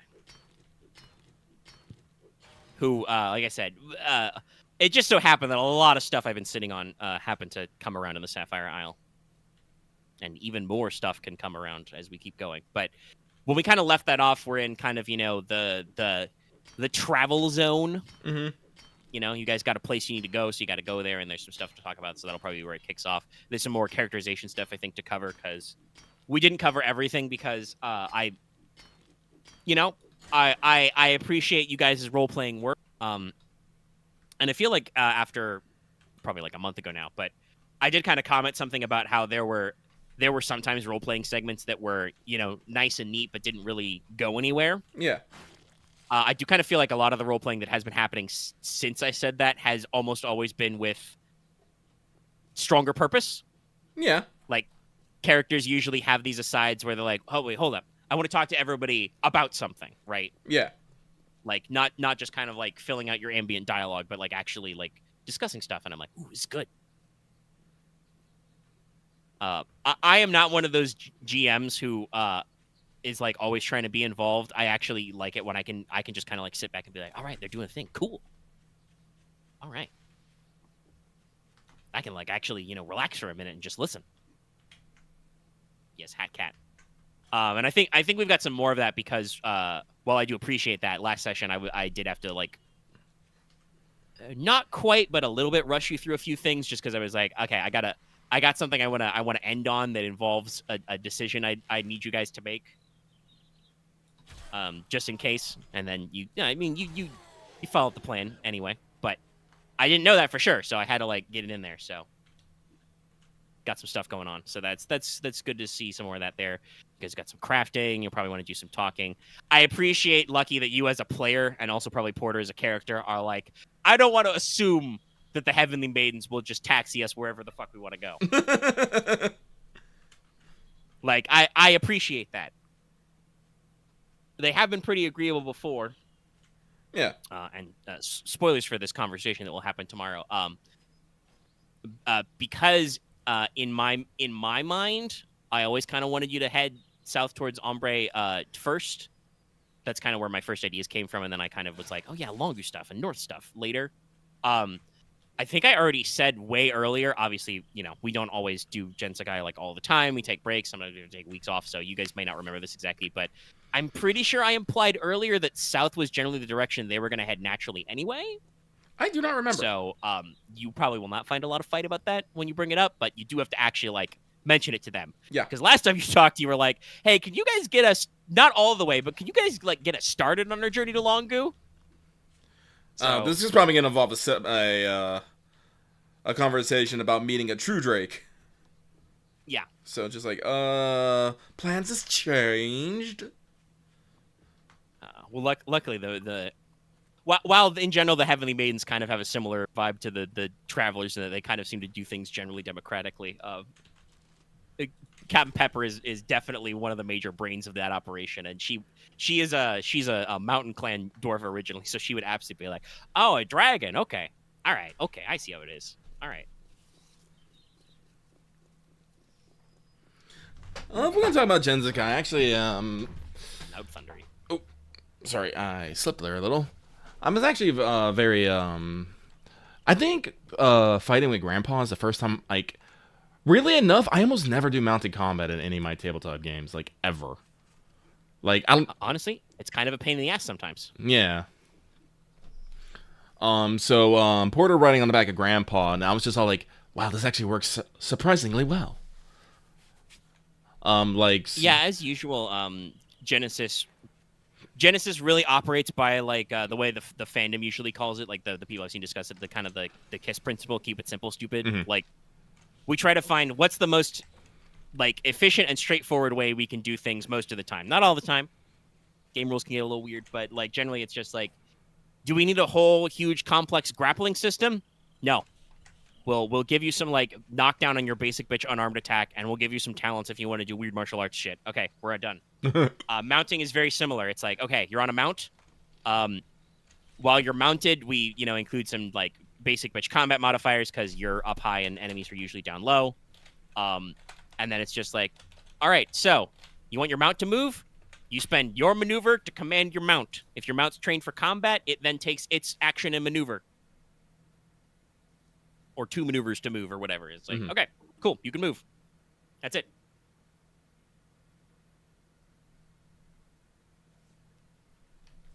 Yeah, I think you and Grandpa did some work. Yeah, no, it's we took the tank stance for the big Rafflesia fight. I also do want to say, how dare you do the fake out? How dare? Yeah, I know. I've been sitting on that one for a while. I enjoyed it, but it's just one of those moments of Tree Knight gets blasted. I think it actually got put down to like a single wound. Yeah, Rion, as usual, Rion did his big. This is part of the reason why I'm glad there was a thing there. Rion does his big, boss wipe nuke. Literally uses up all his juice, gets the despair result, and it's like, you are out of magic for the entire encounter. And then I was like, well, when you were halfway through, I had a switch up in mind, so we're gonna do the switch up. Like right now. And it's just like, uh-oh. And I think it worked. Honestly, if it was, I feel like at this rate, if it was just the Tree Knight, you guys are pretty on your ball. You would have got that guy pretty quick. Yeah. Unfortunately, you are right. I'm pretty sure that was only like one round. I don't even think the Tree Knight really got to do anything. No, he like attacked you and whiffed a little, because he was super cursed and stuff. Like, basically as usual. I unless I go out of my way to give certain enemies like really good initiative bonuses, which I do. When I want enemies to make sure they're going fast, I make sure they can go fast. Give them access to stuff like rapid reaction or a couple extra dice or just good rolls or whatever. But the Tree Knight's kind of like a median enemy. So it was like just somewhere in the middle, and so you guys were honestly able to get a lot of setup. You know, Porter was able to move front and center and set up barriers. Rion obviously hit it with his big deep snuke. Dallas was able to get in there with his because Dallas is a lunatic all the time, just sometimes in productive ways, like straight up spent time, which he talked about last session, but I'm glad he did actually straight up spend time like building the alternate build for this different version of Mortis. And I'm like, this is neat. I like this. I appreciate the effort. Because it's cool and it plays completely different. Like I said, we did get to kind of, you said you took the tank position. We did get to see what it would be like if you guys didn't have like a literal dedicated tank with like, you know, taunts and pulls, right? Like right. with enmity control. Made me have to consider how I played a bit. Yeah. So it was definitely like, it was a good time. I think that boss, you know, it had the fake out. You know, you guys were like, the gasp. And also was decently challenging. Rion and Leona got really poisoned. This is where I learned that in addition to some of you not being super good at fear checks yet, some of you do not have resilience scores. And so you should keep that in mind for later, you know, for when you encounter the inevitable poison swamp. Yeah, I'm pretty sure we're going to encounter some poison swamps. Well, also, technically, for at least the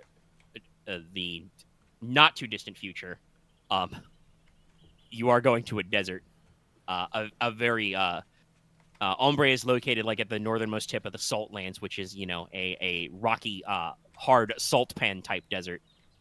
Ew. So it's fucking dry and windy. So make sure you guys brought all your water bottles.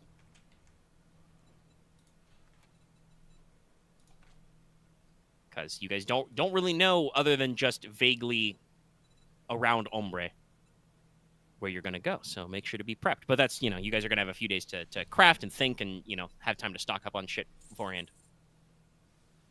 I do actually have rough errands in chat talking about inventing a gas mask.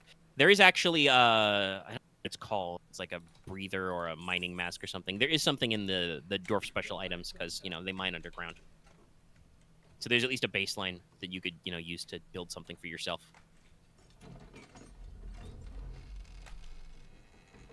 But yeah, I'm as usual. I always like to play around with game design. But yeah, so at the end of that, sorry, is where I wanted to take this story. You know, as usual, there was some, you know, back and forth about stuff, and just, you know, because you guys got introduced to Grimalkin, who is a Fae cat, who's just like, oh yeah, Fae. They exist. They got stuff going on. They got a whole subculture. What are they doing right now? Oh, right, it's still spring because, you know, our sense of time is completely fucked. You were like, I'd like to visit some spring fairies sometime. And as usual, as a game master, I go, okay, let me think about that. And then, you know, then I go in the tank. I put myself in the sensory depot chamber, and I come back out, and I'm like, I've got it. So yeah, I just finished writing today, basically all the rules I need for, you know, your guys' actual journey of a few days, and also as requested, a little side story about fairy stuff. Yay! Which will also turn into some lines of some other world building that I've been meaning to do. Because, like I said, I in general, the way I approach Gensekai so far has been, I have a lot of broad ideas of like shit I want to hit. Some is because I was recently working on, you know, stats or lore or something. In other cases, it's just cool ideas I had. And then I think about those things and I'm like, that's neat. I'll use that sometime. And then it's just like waiting for the right time to you know, reel that back in. Like Leona's letter from home and Ushiwada was just like, okay, I know for a fact, I have an idea based on what Leona said about her family and her backstory. Because, you know, that's a plot thing, a character development thing. I want to, you know, put her in a place to confront all that. How do I do that? She'll get a letter. Why? Because her brother's gonna get married. Duh. That he makes the most sense. When you know, Axe was talking about backstory, She wasn't really like Leona wasn't really sure about the stuff there. Axe was saying like her brother probably like I don't know, maybe just magic or something. Like he's the youngest. I'm thinking maybe he's like magic leaning or scholarly or something. I was like, okay, I can work with that. Oh, actually, I should double check. I don't even know. I'm not sure the exact time frame for how long Leona's supposed to have been gone. We'll probably discuss that a little next session. Yeah. Like, I'm excited for it. Yeah. I think the thing It kind of took me a while to actually... go ahead. Oh, no, go finish. I won't lose this thought. Sorry. I was just going to say, it kind of took me a while to actually write all this stuff down, which was surprising. And I was like, man, am I making this too like, long for these guys? Am I making it, That is something I sometimes struggle with, is compacting down my writing. But no, it really was just like... Lucky requested, something a little fairy themed to have a little meeting with the fairy court, and I'm just like, okay, fairy stuff. That means we're gonna need some, some magical, mystical, some whimsy in here. So I ended up writing basically, what I think back in the old D&D adventure days they would call box text, just like descriptions of a place, and that added some extra man work hours I wasn't thinking about when I started writing, because sometimes it's very slim to be like where you are. You're in a cave. You're in a forest. You're in a swamp. Like honestly, the Abyssinia Isle, even though that was technically formatted like a dungeon, we didn't really do a lot of major environmental discussion on that, right? I was like, okay, it's a big jungly island. It's covered with mangroves and vines. There's like rivers and swamps everywhere. Go. So yeah, that's I was thinking to myself like, am I writing too much? And I'm like, no, actually, no, I don't. This is pretty straightforward. I did do a thing where I kind of wrote like a dungeon, and I was originally thinking of like making it like, not literally because there wouldn't necessarily have been like ads and stuff and pulls in between, but like usually the way dungeons duties in Final Fantasy XIV work is you have 3 bosses, right? Right. So I tried to make it work with a 3 encounter structure, and then I was like, nah, that's trying too hard. We'll slim this down to like 2 and some connective tissue in between, because combat can take a while. It can. But yeah, so that was what I was saying. So what were you gonna say? Oh no. Speaking of like storylines, I enjoy Porter because he's relatively uncomplicated. Basically, he's usually down just to go wherever and do whatever, and he doesn't necessarily have any of his own. Well, I guess he does kind of have his own storyline, being a priest and whatnot, but it's kind of an uncomplicated thing, and I enjoy that. For once, I don't have to think too hard. It's like, I usually just want to go where everyone else is going, and if there's something neat nearby for me, I'll go check that out. Yeah, I'm trying to remember. Like a decent amount of my stuff is written, obviously with all the characters' motivations, which are discrete, concrete things in mind. I don't remember everybody's motivations like off the top of my head, but I've asked you to remind me of them several times. And if I think I remember from these conversations with Porter, it's just like in general, I look at Porter's motivations and I'm like, yep, no, that's Porter. Okay, I'll just generally put out the vibes. The way I phrased it the other day is I like to cast a wide deep net. I'll throw out those lines and we'll just see what you guys stick to, and then I roll it back in. I'm like, okay, they like that one. We'll string this one out. And with Porter, that's really easy because usually Lucky just, kicks down the door to the Cabal and says, this is what I think is neat this week. And I'm like, yes, okay. Take notes. That me.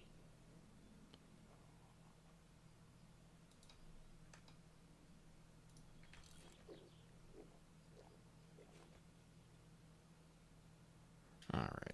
Sorry, I'm just trying to eat enough so I'm not starving. Yeah, it's important.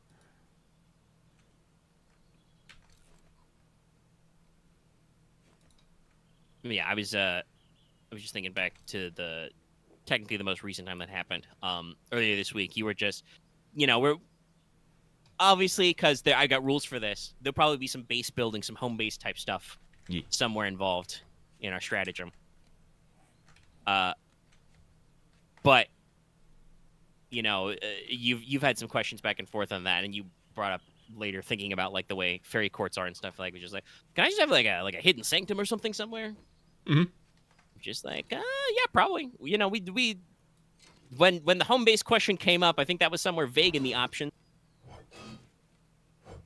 And I had to bring up and say that like because you were like, oh, I don't remember. I'm like, yeah, I think it was just like in passing. We mentioned a lot of things debating the home base stuff, but I didn't intend it to not directly come back, but like themes that could be tied to that to come up. But that will actually, there will be some things in this thing I wrote that will actually, like, I think like it, Rion's already had some interesting experience with spatial stuff because you guys still have those wormhole chests, We do. or you have one of them anyway. Yes, the Heaven Maidens have the other one. You've experimented around. You're in the realm where you could experiment with more of this stuff. Rion also has a big book of notes by the person who made those chests, but just there's going to be some more subtle setup stuff where it would actually make sense in character for some of you to go, hey, this thing is neat, and build off of that, and we'll see. And sometimes I do that, and then other times. By the way, I want to say this is not a dig. I think this is a really good role playing. By the way, Axe. It was very striking when Leona just pivots to Rion and it's like, could you make an infinite book? and I'm just imagining Rion just kind of stands still for a second and then just starts pondering, just like, and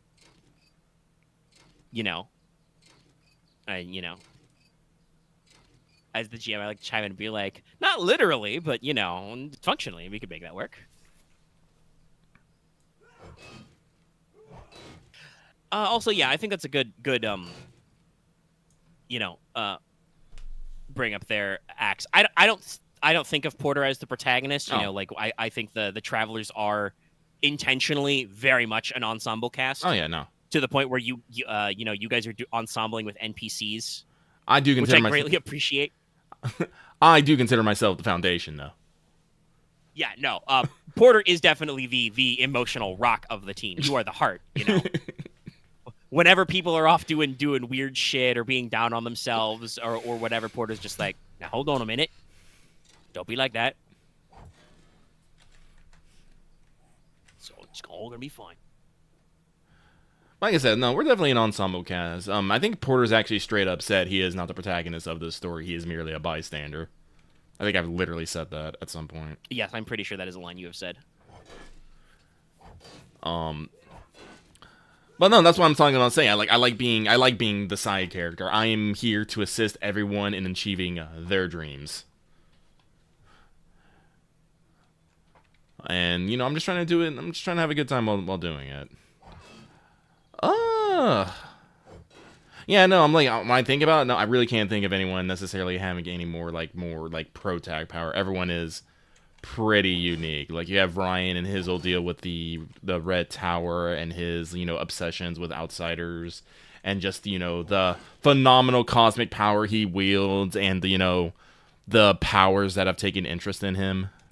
Mm-hmm. You have, honestly... But also him being physically still very, very squish. Yes. Leona's an interesting... I think Leona's has layers. Like, I don't think I can necessarily, explain it, really that well, but just how... You do seem to have this whole story for Leona, and I don't have the entire story, so it's hard for me to comment. But you are definitely something that is a curiosity, and I want to dig into more. So that's why I'm kind of excited that we're actually going to get to unpack what some of Leona is thinking about and her reasons for doing things tomorrow. Yeah, Leona's it's not exact right, but Leona feels a little bit like she's got the vibes of being a character from a different story almost at some points. Yeah. You guys are on this, high tootin', generalized high fantasy adventure, not quite on a save the world quest per se, but definitely just being like, hey, we're here to do, the good work and adventure, and when bad stuff happens, sure, we'll latch onto that. And Leona has her part in that too, being your ranger and also your urban ranger, being part thief, mm-hmm. She's good for a lot of the expository elements, was good for, some of your more exploratory stuff. But also has, as you guys have started to unpack, and I've known a little bit about it ahead of time because, Axe has discussed this stuff with me off mic, now and then, that she's got this family drama and this personal drama going on with her that I think will end up probably looping back into a perfect excuse to also like look at the literal alternate culture that is Longu. They're a whole half a continent away and have different ways of doing things. So it's what's the phrase? Leona's hitting up the stranger in a strange land type stuff. Like we're already in a fantastical and different setting, but also Leona is from an entirely different and fantastical setting inside this fantastical setting. Why are there 2 dogs? That works out really well. Why are there always 2 dogs? Also, what the? I got infected. I don't know if I could deal with this bullshit in single player. This fucking dogs came out of the dog dimension. It's fucking horseshit. They opened up the elemental plane of dogs and they just came out. Were they hiding an event? What the fuck? I don't know. They just... I think there's still some around. I hear them. You should make sure you air yourself a little bit there. But yeah. And Morty X, as my notes now say. Mort I, and then parentheses X for just whatever. Oh, is this whatever just a suffix we're fucking gonna tack pack on there of today. dogs? What the fuck? How would you get out of this without getting infected? What the fuck? There's like 6? Okay. Okay, guys. I mean, junkyard dogs and like an auto plant. Okay, I understand, but why the fuck are they here now? Like, I've been through this area like several times.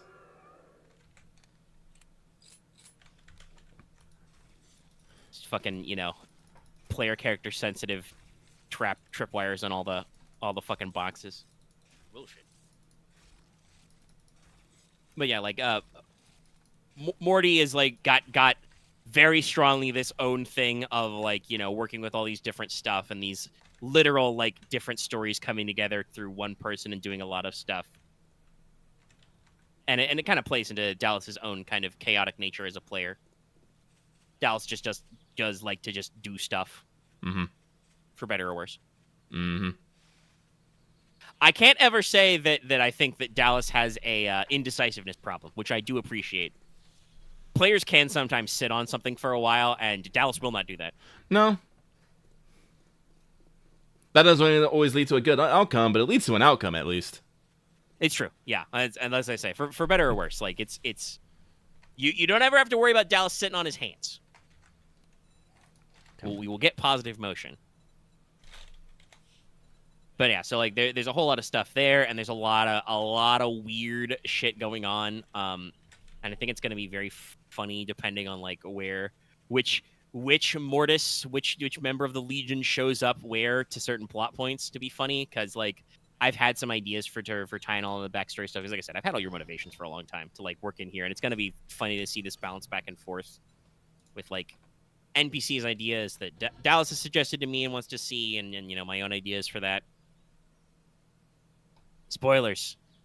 Expect your entourage to keep growing whenever you do go north, as Dallas has at least brought up to me as concept he would like to see.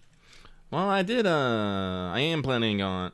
Well, before we go north, I do hope we get to head back to Veritas, because I would like to see if the Forest would like to come with us. Yeah, that was something I wanted to do. Yeah, I think you guys are gonna end up looping back around. Because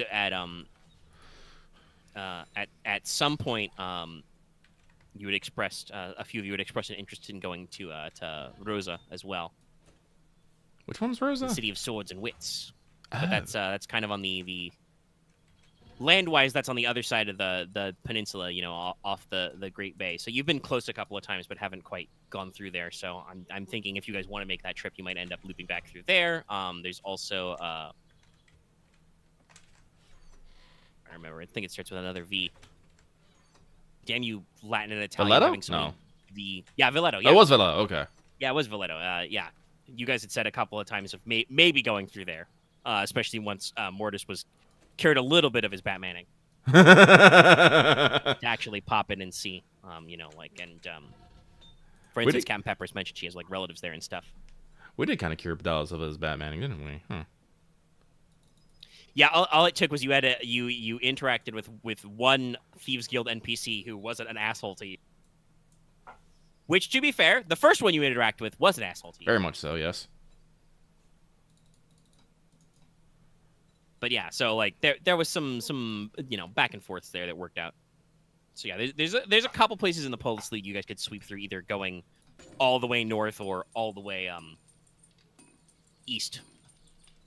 And I'm already picturing the through line of like, probably the natural easterly journey would take you, through Rubia in some form. Maybe to the Red Tower directly, maybe not. There's some other places there. If you guys still want to like go via airship, there's the city called Skyport. That's probably be a place where you could purchase your own or some other accommodations if you need them.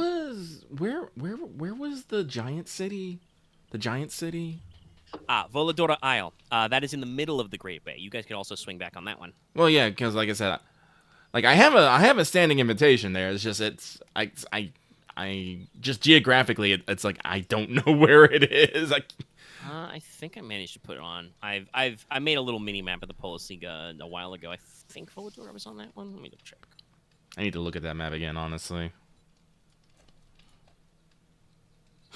Ooh, excuse me.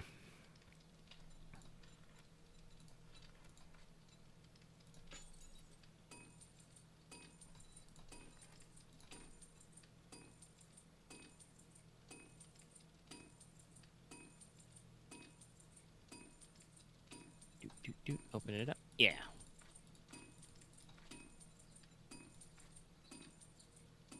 I'll repost it in the Cabal. Yeah, I'll probably pin that map then, or Mega can. Pin and map. The only one that's not on there is Ombre, and that's because for some reason when I did the crop and made the sepia tone, it got like fucking cut off. But it was technically on the opposite bottom coast in the south there somewhere. Mm.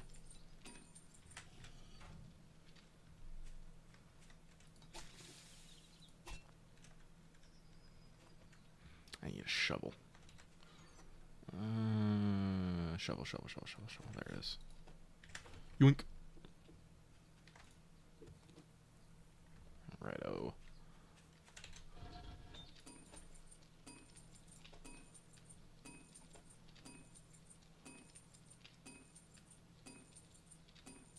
Oh, that's how that works. Okay.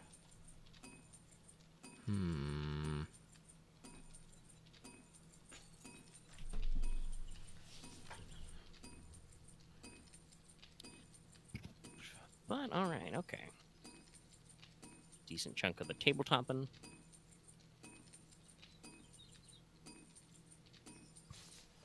As always, very excited to see one, how you guys handle stuff and things. Mm-hmm. There's travel time. That means tables and charts. I hope you guys get well. I shouldn't say it as I hope you guys get the fun ones. They're all fun. It's just some of them are, I have sliding scales. I hope some of the more dynamic ones come up.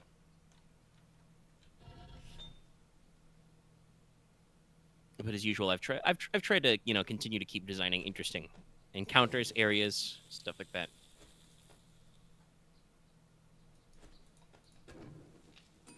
Make sure to log into what? FGO? It's fucking only 9 o'clock, Axe. Also, joke's on you, I'm farming steaks right now. I had to stop because I got full up on embers.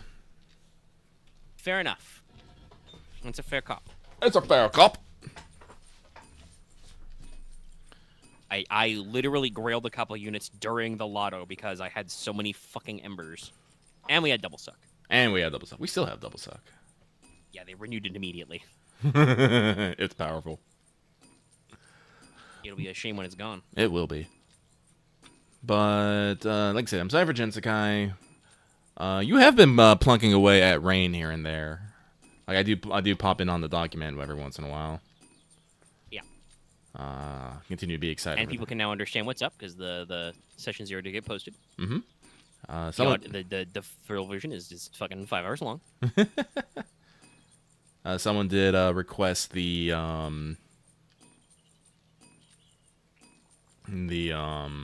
document, and you posted that for people. Yep. Hope they are enjoying that. Yeah, I did warn him it was going to be messy because I took my live liner notes there along with my outline. But if it helps other people with some world building stuff, it's it could be neato. Neato. Yes, we did determine that Lucky's character has Clive fashion. Just barely concealed pecs.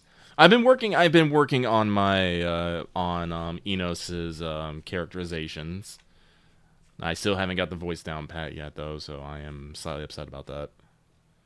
There's a very particular voice I'm trying to get, and it's like light and whimsical, but sharp and charming at the same time. The voice of a bard or a rogue. Well, you got some time to practice. Yep, I do. It'll be a little bit before we actually get to the prologue. I do still have some backfill to do, but I at least have my part of the reason why I made sure to include orderly numbers and stuff is to make backfill easier, because I'm like, okay, I'm gonna need you to discreetly name at least how many numbers of houses there are. All right, cool, okay, I can work with this. I'll just figure it out. Backfilling is good. Okay, dokie.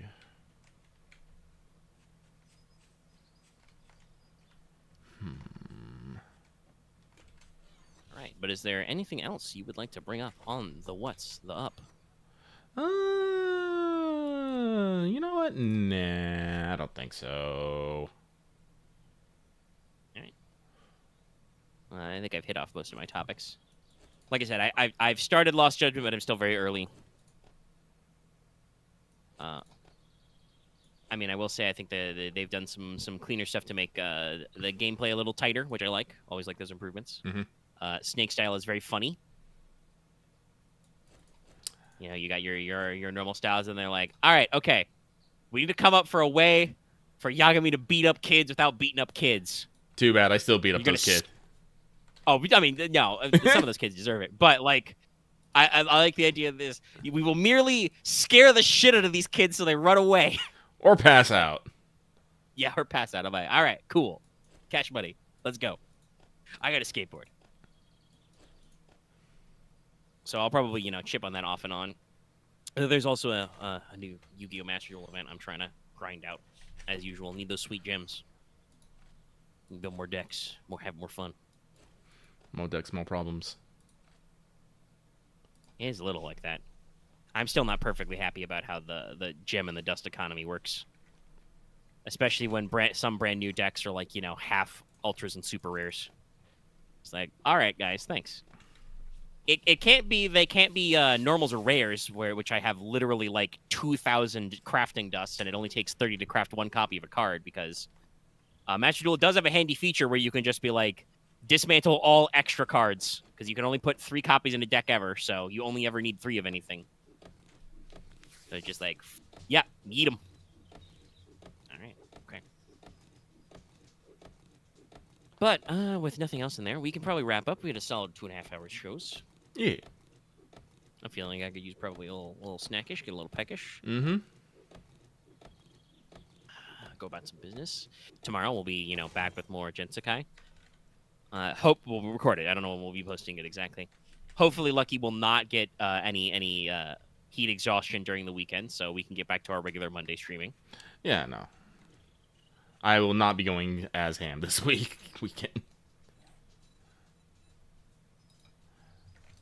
So with all that, we'll probably do a little bit of outro. We're outing. Let me double check that. Which day is next Friday?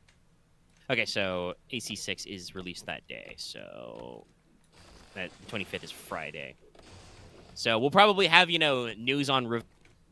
Lucky, when's your copy of Armored Core 6 coming out? Oh, I'm pretty sure it's still a few days after, but let me check. Who knows? Maybe mine got moved up. Oh, also, yes, as our resident Florida man, everybody in California, make sure to watch the fuck out. You guys are going to get a hurricane.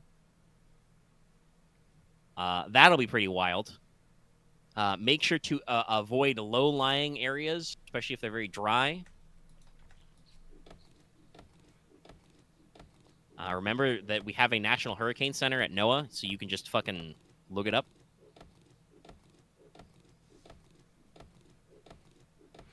Looking at the mine track, is still it does the look like it's just gonna. Good. yeah, mine's still the 28th. Okay, so we're all gonna get it that Monday. Maybe we'll do that as a Monday, like at least a one-off bonus Monday stream. Maybe. Look, Armored Core. It's relevant. I am excited though. They keep saying good things about that. There's a lot of fun stuff happening there. Love some of the weapon names they've shown off already. And other dumb stuff. It's gonna be a good time. Mm-hmm. But with that, yes, that's keeping you updated on all our stuff. So have a good week, everybody. We'll see you next week for more. Don't forget to like, comment, and subscribe. See you next time, everybody. Bye-bye now.